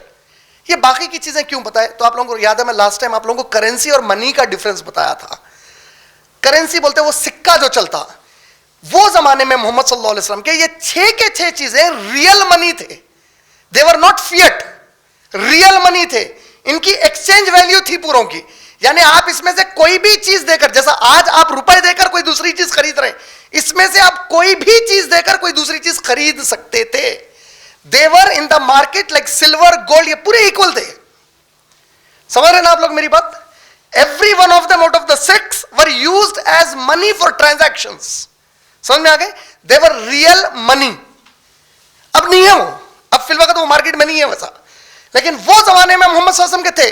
دیکھیے کل کی رپورٹ ہے کہ یورپ کے اندر, پری ہسٹورک یورپ میں 23 جنوری 2020 کی رپورٹ ہے, انڈین ایکسپریس پیج نمبر 12 کی. پری ہسٹورک یورپ میں برونز, پھسلیاں, ربز اور کلہاڑی کا جو تیز دھاری کا حصہ ہوتا, they were used as euros of their time بول کے دیا. کا مطلب کیا ہوا؟ وہ لوگ پھسلیاں, جانوروں کی پھسلی آتی نا, پھسلیاں ایکسچینج کر کے کوئی چیز خرید سکتے تھے. کلہاڑی کا تیز حصہ ایکسچینج کر کے کچھ خرید سکتے تھے. برونز ایکسچینج کر کے کچھ خرید سکتے تھے. تو ان کے ٹائم کی وہ ریئل منی تھی. محمد صلی اللہ علیہ وسلم کے زمانے کی یہ 6 چیزیں ریئل منی تھی. مارکیٹ میں یہ 6 میں سے کوئی بھی چیز کے ذریعے سے آپ ٹرانزیکشنز کر سکتے تھے. یہ ریئل منی ہو گئی. آج ہم پورے کہے میں آ گئے, فیٹ منی میں آ گئے. اس کو ایک پورا نظام کون چلا رہے ہیں بیٹھ کر؟ whoever, the bankers. اب بینکرز کی جو بھی پالیسی ہے, جو بھی مذہب سے, عقیدے سے وہ لوگ تعلق رکھتے, لیکن اینڈ آف دا ڈے اگر آپ لوگوں نے غور کیا ہے ورچوئل منی کی طرف آپ کو کس طرح لے کے جا رہے ہیں. دیکھیں آپ اے ٹی ایم کارڈز, میں لاسٹ ٹائم بھی بتایا, آج ہم bank, H D F C, I C I C I, جو بھی بینکس کو جاتے بڑی شان سے اس کے کارڈز رکھ کر جاتے ہیں. اگر آپ اس کو قرآن اور حدیث کی روشنی میں دیکھیں تو دے آر لائک, ایک ہے میں ضرورت کے حساب سے, میری مجبوری ہے, کچھ کر ہی نہیں سکتا میں. مثال کے طور پہ آپ اگر یو ایس کو چلے گئے تو بہت سارے امریکہ میں ایسے ٹرانزیکشنز ہے جو ڈیبٹ کارڈ پہ آپ کر ہی نہیں سکتے. الحمدللہ میرے پاس ڈیبٹ کارڈ ہے, میں انٹرنیشنل جب بھی ٹریول کرتا ہوں میرا ڈیبٹ کارڈ رہتا. بعض جگہوں پر میرا ڈیبٹ کارڈ مجھے کام نہیں آنے, کریڈٹ سے ہی خریدو بولتے. یہ بدماشی کی حد ہے نا بھائی, میرے پاس میرا پیسہ رکھا ہوا ہے, میں میرے پیسے سے ایک چیز لینا چاہ رہا ہوں, نہ ہم کیش لیں گے نہ آپ کا ڈیبٹ لیں گے, کریڈٹ سے لو بولتے اس کو. تو یعنی کہ آپ کو سود میں ملوث کیا جا رہا. کئی لوگوں کو ایک اور چیز نہیں معلوم ہے, کریڈٹ کارڈ جب لیتے تو کئی لوگ مسلمان خاص طور پہ یہ غلط فہمی میں لیتے کہ بھائی میری سیلری ہے, میری سیلری کے حساب سے یہ مہینے کی یہ تاریخ کو یہ اماؤنٹ کٹ جائے گا, اگر میں ادھار لے لیا تو میں سود کہاں لے رہا ہوں. لیکن علماء اس کے اوپر نصیحت کرے کہ تو سود لے رہا نہیں فی الوقت, لیکن ایگریمنٹ کیا سائن کرا, اگر نہیں دیا تو میں سود دینے کو تیار ہوں. کا مطلب اس کو تھوڑا سا ورڈز کو انٹرچینج کر کے دیکھو, ووکیبلری کو, اگر میں وقت پہ نہیں دیا تو ماں سے زنا کرنے تیار ہوں, اگر میں وقت پہ پیسہ نہیں دیا تو اللہ اور محمد صلی اللہ علیہ وسلم سے جنگ کرنے کو تیار ہوں. تو وہ جو ایگریمنٹ آپ سائن کر رہے ہیں دیٹ اٹ سیلف از حرام بولے, انلیس بات چیزیں مینڈیٹری ہوتی ہیں آپ کے لیے. مینڈیٹری کا مطلب کیا ہوتا, پاسپورٹ پہ آپ فوٹو لگا رہے ہیں, فوٹو پہ اسلام نہیں ابھارا لیکن مینڈیٹری ہے, اس کے بغیر آپ کا پاسپورٹ بن ہی نہیں سکتا. اسی طریقے سے اگر آپ کار یا آپ کی بائک جو بھی لے رہے ہیں, انشورنس ہے, وہ انشورنس کے بغیر آپ گاڑی خرید ہی نہیں سکتے آج. تو یہ انشورنس ہو گیا. آپ باہر ٹریول کرنا چاہ رہے ہیں, بعض ایسے کنڈیشنز کے ویزا سے جس میں میڈیکل انشورنس مینڈیٹری آپ کے لیے, بغیر اس کے آپ باہر جا ہی نہیں سکتے. تو یہ جو مینڈیٹری جو چیزیں ہو گئیں اس پر علماء اجازت دیے کیونکہ آپ کے اختیار کے باہر نکل گئے, اس سے آپ کی ایک ضرورت رک جاری, لگژری نے ضرورت رک جاری میری ایک, تو اس کی اجازت دی ہے وہاں تک. لیکن نصیحت کیا کرے ساتھ میں, مثال کے طور پہ انشورنس کمپنی کو میں 20,000 روپے بھرا, کار کو ٹکر ہوئی, ٹکر کے بعد خرچہ آ رہا 40,000 روپے, انشورنس 40,000 دینے تیار ہے, میں 20 کے بعد 20,000 روپے کے اوپر 1 روپیہ بھی لیتا ہوں, وہ 1 روپیہ سود ہے. اب جتنا تم بھرے اتنا کلیم کر سکتے. اگر انشورنس کی کمپنی آپ کو نہیں دینا چاہ رہی, نہیں ہم 20 نے پورے 40 ہی دیتے, چھوڑ دو, اللہ تعالیٰ حفاظت کرنے والے, وہ نقصان نہیں ہوا, آزمائش تھی آپ کی. ہو سکتا کہ اگلی ٹکر آپ کی جان لے لے یا ریڑھ کی ہڈی توڑ کے آپ کو ہمیشہ کے لیے بستر پہ ڈال دے. آپ کی آزمائش بن کے آئی. جو 20 آپ بھرے, جتنا آپ بھرے اتنا آپ کا ہے, اس کے آگے کا آپ کا نہیں ہے. سیم میڈیکل انشورنس پالیسیز میں جائے گا. اب وہ تو خیر الگ بحث ہے, پورے ڈفرنٹ پالیسیز ہے کئی طریقوں پہ, جنرک بتا رہا ہوں میں, جو عام طور پہ چلتی سو میڈیکل انشورنس پالیسی ہے, جتنا بھرے آپ اتنا لے سکتے اس میں سے. تو یہ مینڈیٹری ہو گئی ہے پوری چیزیں. اسی طریقے سے آپ دیکھیں گے کہ انٹرنیشنل سسٹم میں بعض وقت سود کا جو کریڈٹ کارڈ ہے وہ مینڈیٹری کر دیتے ہو لوگ, کوئی آپشن ہی نہیں رہتا اب آپ کے پاس. لیکن اگر میں اس کو فخر سے رکھ رہا ہوں, HDFC کا ہے, ICICI کا ہے, تو میں اپنے ساتھ ایک آئیڈینٹی کارڈ فخر سے لے کے کیری کر رہا ہوں. میں اللہ رسول سے جنگ کرنے کا ID کارڈ ہے میرے پاس, وہ اڈا بھی معلوم ہے میرے کو, میں اس کا ممبر بھی ہوں جہاں سے جنگ ہو رہی. میں اماں سے زنا کرنے کا ID کارڈ لے کے پھر رہا ہوں, وہ اڈا بھی معلوم جہاں سے زنا ہو رہا اماں سے, اور میں اس کا ممبر بھی ہوں. کتنا خطرناک دکھ رہا ہے لفظ اگر سوچے تو. سوچئے کہ اللہ اور نبی صلی اللہ علیہ وسلم کتنی کراہیت, کتنا غضب بتا رہے ہیں اس کے اندر, اور آج امت اتنی آسانی سے اس میں تجارت کر رہی, اتنی آسانی سے کہ پرواہ ہی نہیں ہمارے کو. تو یہ چیز ہمارے لیے اللہ کی طرف سے بہت بڑا خطرہ ہے ہمارے لیے. تو ڈالر ایکسچینج کا یہ طریقہ ہے. اسٹاک ایکسچینج وغیرہ جو بھی رہتا, دنیا کا سب سے oldest stock exchange Amsterdam stock exchange ہے جو جرمنی میں قائم ہوا. نیو یارک کا جو اسٹاک ایکسچینج ہے 1871 میں قائم ہوا. انڈیا کا جو بامبے کا ہمارا BSE بامبے اسٹاک ایکسچینج ہے یہ 1875 میں قائم ہوا. ایشیا کا اولڈسٹ اسٹاک ایکسچینج ہے یہ. یہاں پہ ہوتا یہ کہ پورے جو انڈیا میں بڑے بڑے کمپنیز ہے یہ وہ لوگ اس کے اوپر انلسٹنگ کرتے. میں بہت شارٹ میں بتا رہا ہوں, لمبا پروسیجر ہے پورا. انلسٹنگ کرتے اس کے اوپر, وہ انلسٹڈ ہوتے ہیں ان کی ویلیو کے حساب سے. اب وہ لوگ کیا کرتے ہیں, اپنی کمپنی کے شیئرز پبلک میں کھولتے. شیئرز کھولنے کا مطلب کیا ہے, اس کو چھوٹے دوسرے معنی میں دیکھیں تو وہ لوگ اپنے بزنس کی آپ کو اونرشپ کا ایک حصہ دیتے ہیں. سمجھ رہے ہیں آپ؟ مثال کے طور پہ میری 100 روپے کی کمپنی ہے, میں 40 روپے کے شیئر اگر باہر کھول دیا, میں موٹا بتا رہا ہوں, اگین اس میں بہت سارے ڈفرنٹ ایسپیکٹس ہیں, پورا سبجیکٹ ہے یہ تو, پورا چارٹرڈ اکاؤنٹنٹ اتنا بڑا سبجیکٹ ہے, آپ لوگ سمجھ سکتے. تو میری بات کو پکڑ لے کے نہیں آپ یہ بولے تھے ایسا بھی ہے نہ کو بولو, میں جنرک جو ہو رہا وہ بتا رہا ہوں. میں اس میں 100 روپیز کی اگر کمپنی ہے, میں 40 روپیز کے شیئرز کھول دیا پبلک میں. اب 40 روپیز کے شیئر جب خرید لی پبلک, تو 40 روپیز کے شیئر خریدنے والے کوئی 2 روپے کا شیئر خرید رہا, تو انہیں 2 روپے کے 10 شیئر خرید کے, ایک ایگزامپل بتا رہا ہوں میں, انہیں 20 شیئر خرید لیا. انہیں 2 شیئر خریدا, انہیں 3 شیئر خریدا. اب میں بول رہا ہوں میں شیئر مارکیٹ میں ڈیل کر رہا ہوں, تو میرے کو جب پروفٹ آ رہا, وہ پروفٹ کیسے ڈیسائیڈ ہو رہا, میرا پروفٹ ڈیسائیڈ کیا بیسس پہ ہو رہا میرے کو نہیں معلوم ہے. تو اسی لیے ہر شیئر مارکیٹ کے اندر آپ انویسٹ کریں تو وہ حلال نہیں ہوتی. حلال اور حرام کے لیے 3 بنیادی باتیں ہمیشہ آپ لوگ ذہن میں بٹھا کے رکھ لو. ہمارے جو علماء, اکابر علماء جو فتوا دیتے اس کے اوپر 3 اہم چیزیں ہیں. نمبر 1, کوئی بھی کاروبار جس سے معیشت بنتی, اور اینی اکانومی میں پہلی چیز وہ لوگ یہ دیکھتے اس کی اصل شروعات کدھر سے ہو رہی, اس کی اوریجن کیا ہے. حرام سے ہے, یعنی پورنوگرافی کا تو پیسہ نہیں ہے, شراب کا تو پیسہ نہیں ہے, یا کوئی دوسرے غلط طریقے کا تو پیسہ نہیں ہے, یا اگر ہے حلال تو یہ آپ پہلا اسٹیپ پورا کر دیے, اس کا اوریجن پہ پہلے جاتے ہو لوگ. سیکنڈ کیا دیکھتے ہیں اس کے اندر, سسٹینیبلٹی, مارکیٹ میں سسٹین کتنا ہوتا انہیں. کل مثال کے طور پہ تلنگانہ گورنمنٹ ایک نئے قسم کے تلنگانہ روپیہ بول کے چھاپ دی, انڈیا میں چلتا, تلنگانہ میں چل رہا, تو بھی اس کو علماء یس نہیں بولیں گے, کیونکہ انڈین گورنمنٹ کے حساب سے سسٹینیبل نہیں ہے, کبھی بھی کولیپس ہو جاتا ہو جا کے. سمجھ رہے. سیکنڈ اسٹیپ کیا دیکھتے ہیں, سسٹینیبلٹی اس کی کیا ہے, کب تک لگاتار چل سکتا ہے یہ چیز. انڈیا کا روپیہ کیوں مانا گیا, انٹرنیشنل پوری دنیا کے گورنمنٹس بھی مان لیے, ورلڈ بینک مانا, انٹرنیشنل مانیٹری فنڈ مانا, انڈیا کی گورنمنٹ اس کو بیکنگ کر رہی. थर्ड है बैकिंग यानी सिक्योरिटी. वो रुपए की सिक्योरिटी कौन दे रहे? गवर्नमेंट दे रही. समझ गए? 3 बुनियाद होते हैं. आप कोई भी बिजनेस में इन्वेस्ट कर रहे हैं, कहीं से भी पैसा वसूल कर रहे हैं, पहले देखेंगे ओरिजिन. अब आप बोले कि मैं शेयर मार्केट में कर रहा हूं, तो उलेमा क्या करता मालूम? 2 चीजें देखते हैं उसमें. शेयर मार्केट में जिस चीज में तू शेयर डाल रहा, वो बिजनेस हलाल है या हराम है, पहली चीज देखते हैं. सेकंड, उन्होंने तुमको अब जो प्रॉफिट दे रहे हैं वो तुम्हारे कैपिटल पे दे रहे हैं या प्रॉफिट उनको जो आ रहा है उसमें से परसेंटेज दे रहे हैं. ये सबसे असल नस है पूरी. सूद और तिजारत में फर्क क्या है? सूद में कैपिटल की बुनियाद पे आपको परसेंटेज तय होता. ये सूद है. फिक्स्ड डिपॉजिट कराते ना, 10 लाख अगर 7% इंटरेस्ट रेट, 1 लाख रुपए कराओ 7% बोले तो 1,07,000 रुपए निकाल लो आप 1 साल के बाद. ये 7,000 समझ रहे? ये सूद हो गया. क्यों सूद हुआ? कैपिटल पे फिक्स हुआ. ये एक. दूसरा,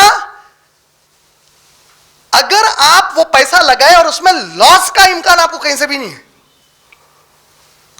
नुकसान का कोई इम्कान ही नहीं है, अब पक्का सूद हो गया. ये और मजबूत हो गया सूद. एक तो पैसे से पैसा बढ़ के आया, दूसरा लॉस का इम्कान नहीं है, अब तो पक्का सूद हो गया. ये समझ रहे? इस्लाम क्या बोला? आप जब पैसा लगाते तो आपके पैसे पे रिस्क रहना बोला. क्या रिस्क रहना? बढ़ भी सकना, घट भी सकना. उन्हें ये इम्कानात जब रहते तो उसमें आप जब डिसाइड करते कि प्रॉफिट आएगा तो मैं 10% ऑफ द प्रॉफिट का होल्ड ले रहा हूं, मैं 10% ऑफ द प्रॉफिट का शेयर होल्डर हूं. 40 शेयर्स बाहर निकले उनके 40 रुपीस के, उसमें से आप 20 रुपए के शेयर खरीदे. कंपनी को उनके टोटल में से जो 40% का शेयर आएगा उसमें से 20 मतलब 50% आप हो गए. कंपनी को 100 रुपए के बदले में 100 रुपए मिले. जब उनको 100 रुपए के बदले में 100 रुपए मिल गए तो वो 100 रुपए में से पहले 60 उन्होंने अलग कर लेंगे. उनके 40 के शेयर्स बाहर डाले थे, वो 40 के शेयर में आप क्या करे थे? 20 खरीदे, 50%. तो अब उन्होंने आपको 20 रुपए देना. यह है आपका प्रॉफिट में का परसेंटेज. तिजारत इस्लाम किसको माना? प्रॉफिट में जो परसेंटेज तय होता और लॉस में जो परसेंटेज तय होता, कैपिटल पे नहीं. कैपिटल को असल, नस, जड़, बुनियाद, कैपिटल, फाउंडेशनल जो इन्वेस्टमेंट है उसके ऊपर परसेंटेज फिक्स नहीं कर सकते आप कुछ भी. वो हराम है इस्लाम में. वही सूद है, वही रिबा है इस्लाम में. तो इस एतबार से अगर आप देखेंगे तो ये जो बुनियादी हमारे चीजें चल रही हैं, इसमें बिटकॉइन को हराम बोलने की रीजन क्या है? Bitcoin is actually A crypto currency. 2007-2008 में जापान का एक शख्स इसको शुरू करा बोले, लेकिन बाद में उन्हें ऐलान कर दिया मैं इसके पीछे हुई ना गैर जरूरी मेरा नाम पब्लिसाइज कर रहा हूं उसमें बोल के. जब शुरू हुई तो इट वाज डिजिटल करेंसी. आज आप लोगों की इत्तला के लिए बिटकॉइन क्रिप्टो करेंसी में की एक टाइप की डिजिटल करेंसी है. ऐसे फिल वक्त दुनिया में 1900 डिजिटल करेंसीज चल रहे हैं फिल वक्त. 1900 डिजिटल करेंसीज है. Bitcoin is the most popular of them. और बिटकॉइन का रेट कैसा चल रहा? पहली मर्तबा 2007-8 में जब मार्केट में आया तो 1 bitcoin was equal to 1 Saint, यानी डॉलर में का 1 सेंट, 1 पैसा. 1 पैसा 1 बिटकॉइन की वैल्यू थी. आज की डेट पे, लास्ट वीक मैं बोला आप लोगों को रेट याद है, लास्ट वीक $36,000 थी. अब जाके आप इंटरनेट पे चेक करो $34,000 हो गई. तो ये अचानक 36 कैसा गई, अचानक 34 कैसा हो गई? ये फ्लक्चुएट. ओरिजिन डाउटफुल है. डाउटफुल क्यों है? कौन है उसके पीछे? आज तक किसी को भी नहीं. It's anonymous. उसका ओनर कौन है किसी को भी नहीं मालूम है. Sustainability nobody nose. सिक्योरिटी तो आजकल बाद मीडिया के गोशों से पब्लिक प्लेटफॉर्म्स, सोशल प्लेटफॉर्म्स पे उसको वो कंट्री बोल रहे. नहीं, out of the 197 countries of the world only 15 have agreed for money exchange through bitcoin. 197 में से 15 कंट्रीज है जो उसको ओके बोले. बाकी के पूरे कंट्रीज में स्टिल इलीगल है. इवन इंडिया में भी इट्स नॉट लीगल. क्योंकि उसका बैकअप कौन है? देखिए, अब 3 चीजें उसमें काउंट करो, आप खुद ब खुद आप डिसाइड कर लेते हो. ओरिजिन नोबडी नोस, सस्टेनेबिलिटी कुछ भी नहीं है उसकी, सिक्योरिटी कुछ भी नहीं है. 100% हराम है आलिम को बोलने के लिए. अब समझ में आ गया? कोई भी पूछता ना क्यों हराम है बिटकॉइन, یہ 3 چیزیں فٹ نہیں ہو رہے اس میں جا کے. اوریجن نہیں معلوم کس کو بھی, سسٹینیبلٹی نہیں معلوم, اس کی سیکیورٹی نہیں معلوم کس کو بھی. سمجھ گئے؟ تو یہ پوری چیزیں واضح طور پر حرام ہے ہمارے پاس. میں اسی کے ساتھ اپنی گفتگو سورہ آل عمران کی آیت نمبر 130 سے ختم کرنا چاہوں گا. یا ایھا الذین آمنوا, اے لوگوں جو ایمان لائے ہو, لا تاکلوا الربا, تم لوگ ربا مت کھاؤ, سود مت کھاؤ, تاکہ مال کو تم لوگ اضافہ کر لو. اللہ سے ڈرو تاکہ تم کامیاب کر دیے جاؤ. وآخر دعوانا الحمدللہ رب العالمین. السلام علیکم. محمد عبداللطیف اسٹوڈنٹ ہوں میں.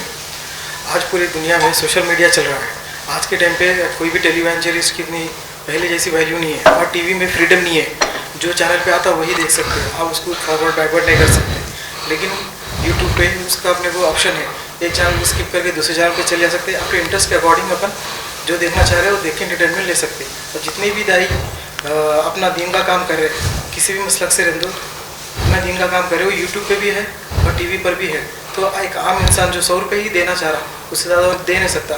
تو میجورٹی کس پہ لگائیں, سوشل میڈیا پہ یا ٹی وی چینل پہ؟ نہ سوشل میڈیا پہ لگائیے نہ ٹی وی چینل پہ لگائیے, کیونکہ 100 روپے میں آپ 1 تولہ سونا بھی نہیں خرید سکتے. تو پورے اسلام کے پیچھے 100 روپے وہاں لے کے جا کے کہیں کو لگاتے آپ؟ اس سے کوئی غریب کی مدد کر دیجیے. بعض چیزوں کا اپنا ایک لیول ہوتا, سمجھ رہے ہیں نا. سورہ بقرہ سورہ نمبر 2 کی آیت نمبر 267, رائٹ. یہ ایک اور خاص بات بتانا بھولیا آپ لوگوں کو. 275 سے 279 سود کے اوپر آیتیں ہیں, 261 سے لے کے 274 تک خیرات کے اوپر آیتیں ہیں قرآن میں. سورہ بقرہ سورہ نمبر 2 آیت نمبر 261 سے 274 تک پہلے خیرات کے اوپر ہے پوری آیتیں. 275 سے سود پہ ہے. 267 میں اللہ تعالیٰ کیا بولے معلوم ہے؟ تم لوگ اللہ کے راستے میں وہ مال کیسے خرچ کرتے ہو کہ خود تم کو تمہاری ضرورت پر کوئی دے دے تو تم اس کو لینا پسند نہ کرو. بولے میرے کو ایک 10 لاکھ کی ضرورت ہے, بھائی میری تھوڑی مدد کر. ارے بالکل بالکل, بلکہ آپ لفافے میں رکھ کے دے دیے میرے کو, میں گھر کو لا کے کر رہا ہوں تو 500 روپے نکل رہا ہوں اس میں سے. کیا ہوتا ہے میرے دماغ میں؟ ارے مذاق اڑا رہا ہے کہنا میرا. تو اللہ تعالیٰ بول رہے ہیں میرے دین کے ساتھ ایسا مت کرو, بول رہے ہیں. تو 100 روپے کئی کے لیے دینا چاہ رہے ہیں؟ 100 روپے میں کیا تھا؟ آج آپ ایگزامپل ہی دیے ہوں گے, لیکن میں وہی ایگزامپل میں اس کو اور ایلیبریٹ کر دیا. آپ وہ چیز, اور چینل چلانا, دیکھیے جب آپ چینل ڈالتے اسلام کے نام پہ, تو میں میرے باپ کے پیسے کا رسک لے رہا ہوں تو بہت اچھا ہے.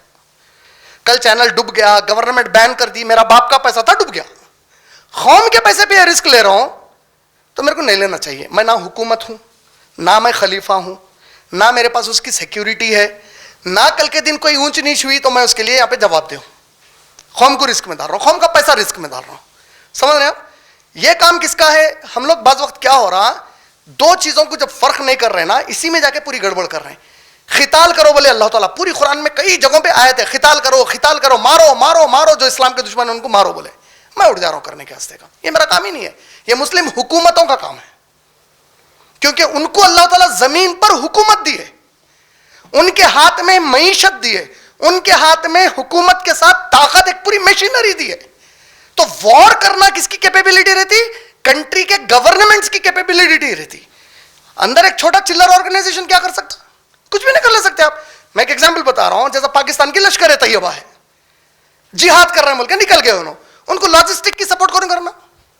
ان کو ڈرون سے کیمروں سے ریکارڈنگ کر کے کون بتانا یہاں سے جا وہاں سے جا, ٹوپوگرافی کون دے رہے؟ ISI دے رہی. سمجھ رہے ہیں آپ کون سا جہاد ہو رہا؟ یعنی پوری لاجسٹک کسی اور کے ہاتھ میں ہے. تو ایک دوسرا پولیٹیکل گورنمنٹ آپ کو رکھ کے ان کا ایک فائدہ نکال رہی. میں اپنی جگہ مطمئن ہو جا رہا ہوں. نتیجہ کیا ہو رہا؟ امت کو نقصان ہو رہا بہت بڑا. جو اس کو چانس بنا رہے ہیں پوری امت کے اور اسلام کے دھجیاں اڑانے پہ, دیکھو بھائی ان کا اسلام دیکھو. سمجھ رہے ہیں آپ؟ اسی طریقے سے چینل وغیرہ چلانا مسلم حکومتوں کا کام ہے.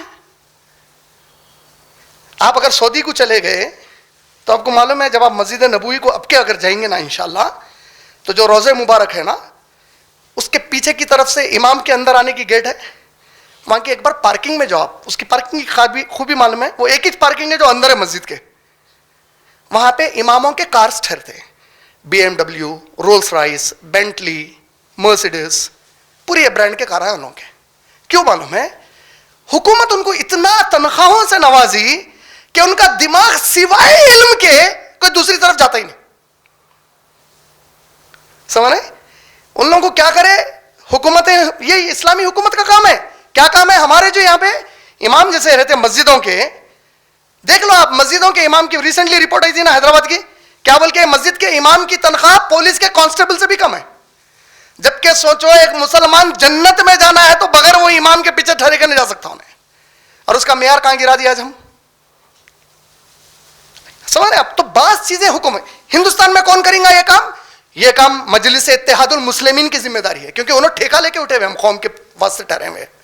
یہ کام جماعت اسلامی کا ہے, کیونکہ ٹھیکہ لیے ہم قوم کے لیے ہے. یہ کام اہل حدیث جماعت کا ہے, ٹھیکہ لیے انہیں ہم قوم کے لیے ہے.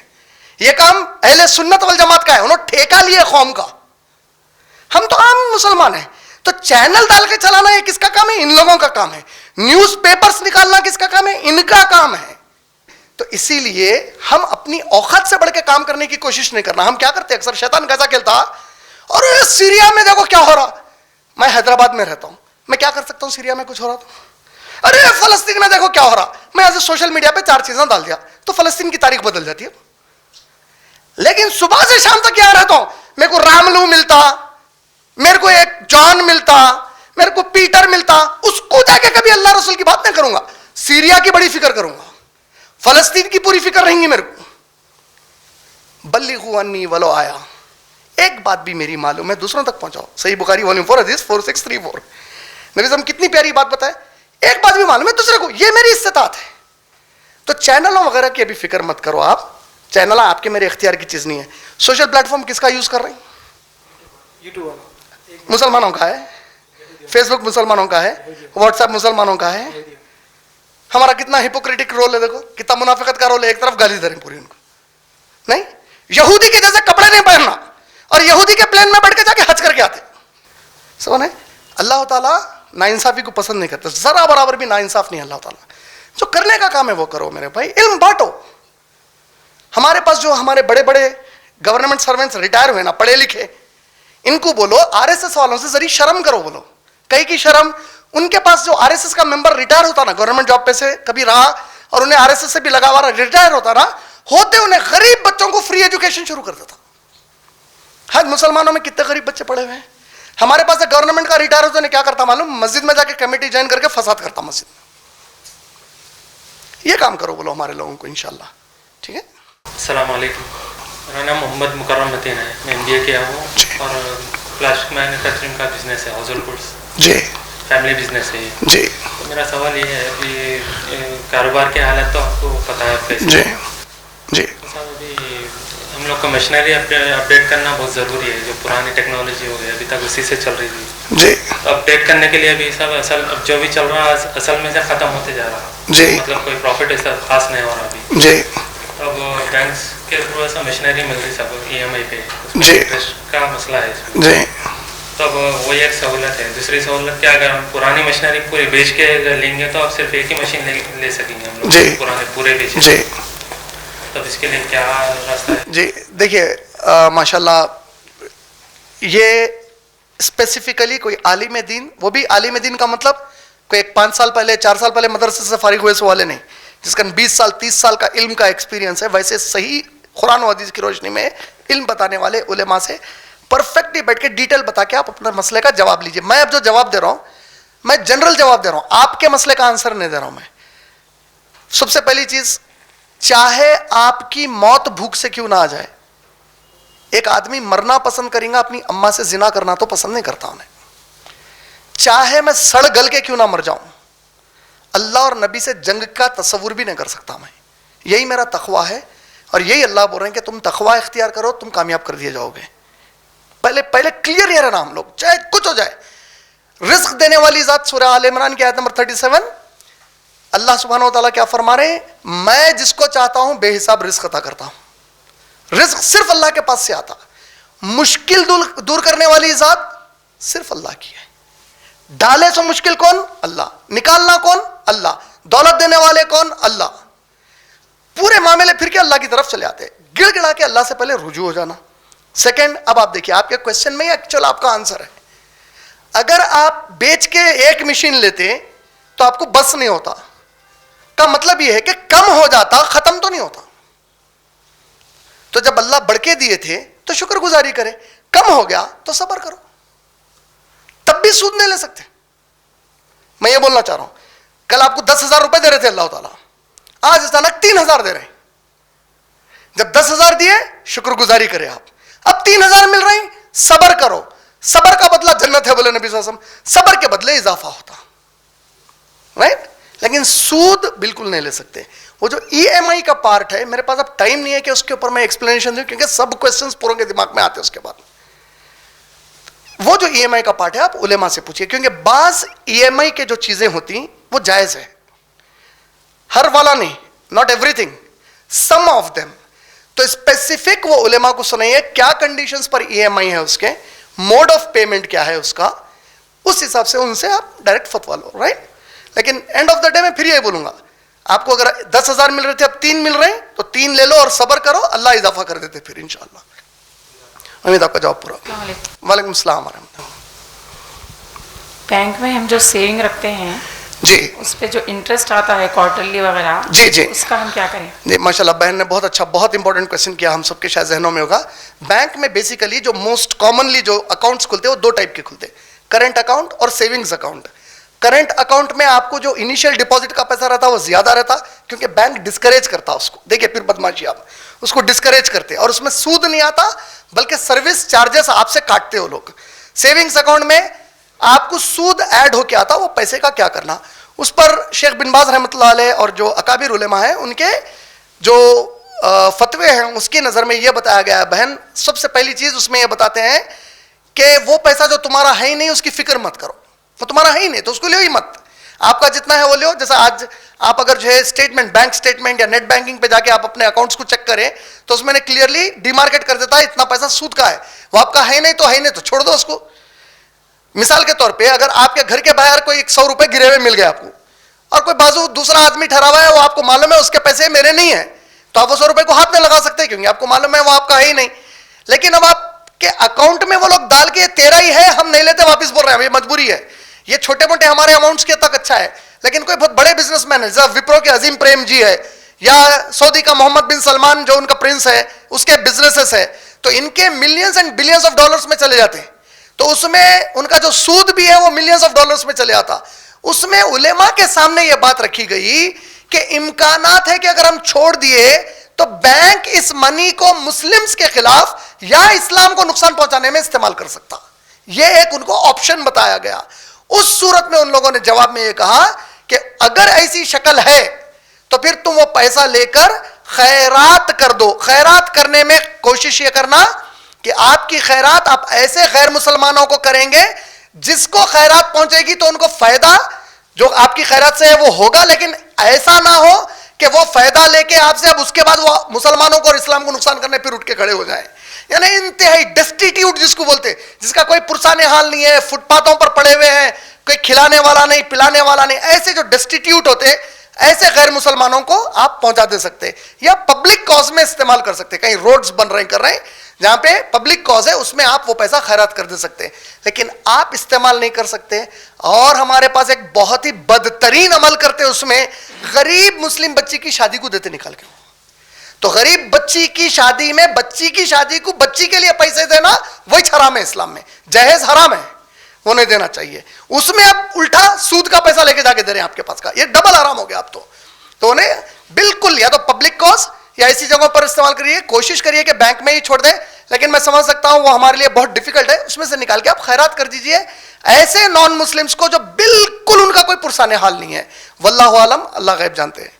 امید آپ کا جواب مکمل ہو گیا. السلام علیکم. وعلیکم السلام ورحمۃ اللہ. میرا نام عمیر احمد ہے. جی, میں ویزا کنسلٹنٹ ہوں. جی, جامعہ نظامیہ والے بول رہے کہ آپ بینک کا انٹرسٹ لے سکتے ہو. جی جی, کہ یہ انڈیا جو ہے دارالاسلام نہیں ہے جی, تو اس کے بارے میں آپ بولتے ہیں. جی ماشاء اللہ, آپ نے بہت اچھا کویشچن کیا. انفیکٹ میں لاسٹ ویک اس کے اوپر بھی ڈسکشن کیا میرا. دیکھیے, قرآن میں جب ایک آیت اتنی کلیئر طور پہ آ چکی ہے اور انکنڈیشنل آئی, وہ بغیر کوئی مثال کے طور پہ جب آپ روزوں کے بارے میں پڑھتے ہیں, سورہ بقرہ سورہ نمبر 2 آیت نمبر 183 184 اور 181 سے لے کے 183 تک آپ کو روزوں کے بارے میں بتایا گیا. 184 میں بھی روزوں کے بارے میں. اس میں کیا بولے اللہ تعالیٰ, اگر تم سفر پر ہو یا بیمار ہو تو اب کنڈیشن دی اللہ تعالیٰ, روزہ کب چھوڑ سکتے کیا, یہ کنڈیشن میں چھوڑ دو بولے. تو جب کنڈیشن پہ آپ ایگزمپشن لے رہے ہیں اس کے لیے, تو اس کی دلیل قرآن اور حدیث سے ہونا لازم ہو جاتی ہے باپ کے لیے. اور ایسا گناہ جس میں اللہ کے نبی صلی اللہ علیہ وسلم ماں سے زنا بول رہے ہیں اور اللہ تعالیٰ میرے رسول سے جنگ بول رہے ہیں, اس میں آپ بول رہے ہیں دارالحرب ہے. تو میں لاسٹ ٹائم بتایا کہ جیوز کو اگر آپ بائبل پڑھیں تو book of Exodus chapter 22 verse number 25, book of Leviticus chapter number 25 verse number 35 سے 37, book of Ezekiel chapter number 18 verse number 13, book of Ezekiel chapter number 18 verse number 22, book of Jeremiah chapter number 5 verse number 10, book of Nehemiah chapter number 7 verse number 10 سے 15 تک, ان کو بھی interest حرام ہے. Christians کو gospel of Luke chapter number 6 verse number 35 میں interest حرام بتا دیا گیا ان لوگوں کو. تو جیوز کیا کرے, تلمود بول کے ان کے فقہ کی کتاب ہے, جیسے اپنے پاس حنفی, شافعی, مالکی, حنبلی فقہ ہے, ان کا تلمود بول کے ہے. تلمود اور مسناد یہ دو کتابیں ان کی فقہ کی ہے. فقہ کیا ہے, جو تورات ان کی بائبل میں انہوں جو جس کو تورات مانتے ہیں اس میں جو احکام آتا ہے اس کی انٹرپریٹیشن ہے اس میں. تو جوئش اسکالر کا انٹرپریٹیشن وہ لوگ کیا کرے معلوم, چونکہ بک آف گاڈ میں فاربیڈن ہے تو یہودی کبھی بھی کسی یہودی کو نہ سود دے گا, نہ کوئی یہودی سود پہ کسی یہودی سے پیسہ سود پہ لے گا. نان یہودیوں کو کرتے ہیں لوگ پورا. آج ہم کتنے گر گئے دیکھو آپ, کہ ان سے بدتر ہو گئے ہم. اتنا سخت حکم قرآن میں آنے کے باوجود.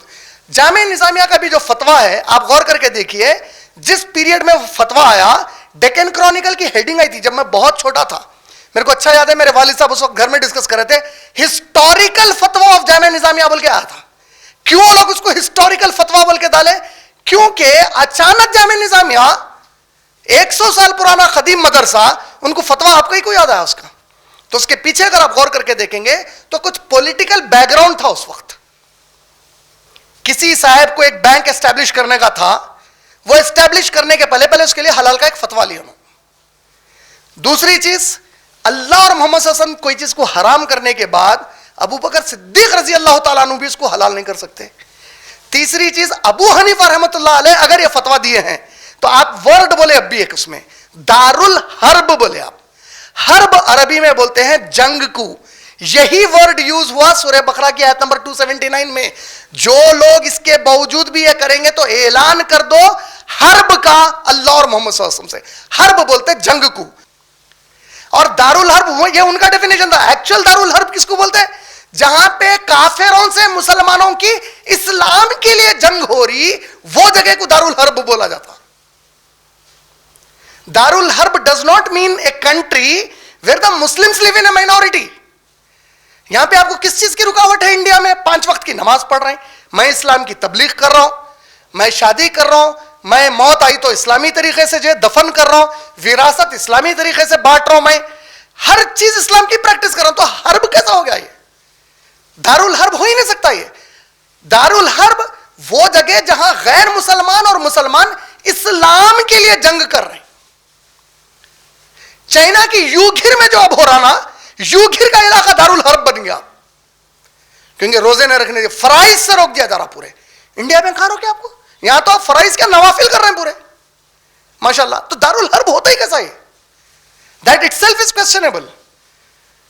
اب اس کے باوجود اگر کوئی ان کو فالو کرا تو سورہ احزاب کی آیت نمبر 60 کے بعد آپ پڑھیں گے تو اللہ تعالیٰ فرما رہے ہیں قیامت کے دن جب ان کو جہنم میں پھینکا جائے گا تو پہلا گروہ کہے گا کہ اے اللہ جو ہمارے امام تھے ان کو دوہرا عذاب دیجیے, کیونکہ ہم ان کی وجہ سے گناہ کرے. اور وہ لوگ کہیں گے ہم قوم کی وجہ سے ان کو جو گمراہی میں ڈالے, اللہ ان کو دوہرا عذاب دیجیے. اللہ کہیں گے تم دونوں کے لیے دوہرا عذاب ہے.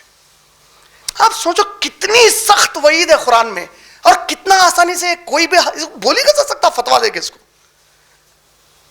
جس میں نبی صلی اللہ علیہ وسلم ماں سے زنا بول رہے ہیں. کچھ کنڈیشن بولے محمد صلی اللہ علیہ وسلم کہ اگر کبھی ایسا ہو جائے تو تم یہ کر لو, کہیں بھی نہیں آیا. خلفائے راشدین سے, صحابہ سے, 4 اماموں میں سے ابو حنیفہ رحمۃ اللہ علیہ کے نام کے دارالحرب کو بھی یوز کرے, انہوں دارالحرب جو کانٹیکسٹ میں بول رہے ہیں وہ تو جنگ کی جگہ ہوگی پوری. جنگ کہاں ہے یہاں پہ, تو اسلام انڈیا دارالحرب ہو ہی نہیں سکتا میرے لیے.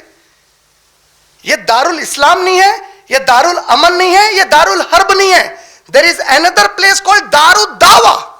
یہ وہ جگہ ہے جہاں مسلمان دعوت کا کام کرنا چاہیے. یہ وہ علاقہ ہے جہاں دعوت فرض ہے مسلمانوں پہ, فرض ہے مسلمانوں پہ جس طرح نماز فرض ہے.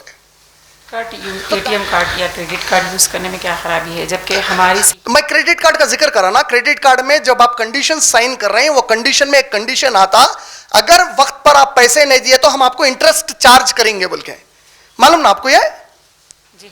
ہاں, تو آپ دا مومنٹ وہ کنڈیشن سائن کر رہے ہیں, علماء اس کو حرام بول رہے ہیں. کیوں, کیونکہ آپ کنڈیشن میں کیا سائن کر رہے ہیں, اگر میں نہیں کر سکی تو میں اللہ رسول سے جنگ کرنے کو تیار ہو جا رہی ہوں, میں ماں سے زنا کرنے کے گناہ کے لیے تیار ہو جا رہی ہوں, بولے جیسی بات ہو جا رہی, نعوذ باللہ من ذالک. تو اس لیے علماء بولتے ہیں کہ نہیں کر سکتے آپ. کریڈٹ کارڈ میں ایک اور چیز کئی لوگوں کو نہیں معلوم ہے, کریڈٹ کارڈ کا انٹرسٹ کیسا ایڈ ہوتا, اگین ویسی ہوتا, وہ 100 روپے سے 110 روپے ہوتا, اس کے بعد 110 روپے کا 10% ہوتا, پھر اس کا 10% ایسا اضافہ ہوتا, وہ 100 روپے کا 10% نہیں بڑھتا رہتا وہ. تو سود جی ہاں یہ بات تو میں سمجھ گئی تھی اور میں نوٹ بھی کی ہوں جی میں بتا رہی ہوں. ایک مثال کے طور پہ 1 لاکھ روپے میرے اگر رکھے ہوئے ہیں بینک میں سیونگ میں, جی تو میں اپنا ATM کارڈ یا کریڈٹ کارڈ جو بھی ہے ڈیبٹ لے سکتے ہیں آپ, ڈیبٹ کہیں بھی جا کے استعمال کر رہی ہوں, تو اس میں سے میرے جتنے پیسوں کا میں کچھ خرید و فروخت کروں گی اتنے ہی پیسے کٹیں گے نا اس میں سے میرے. کریڈٹ اور ڈیبٹ میں فرق یہ ہوتا ہے, ڈیبٹ کارڈ ایک الگ کارڈ ہے, کریڈٹ کارڈ ایک الگ کارڈ ہے. ڈیبٹ کارڈ کا مطلب کیا ہوتا ہے, آپ کا جتنے پیسے آپ کے اکاؤنٹ میں ہیں صرف اتنے ہی یوز کر سکتے آپ. جی کریڈٹ میں کیا ہوتا ہے, اپن پیسے رہتے ہی نہیں, انہیں اپر لمٹ بتاتا 5 لاکھ تک ہمارے سے ادھار سود پہ لے کے خرچہ کرو بول کے. اچھا میں معافی چاہتی ہوں, یہ فرق میرے کو سمجھ میں آیا. جی جی جزاک اللہ خیر. واخر دعوانا الحمدللہ رب العالمین. السلام علیکم ورحمۃ اللہ وبرکاتہ.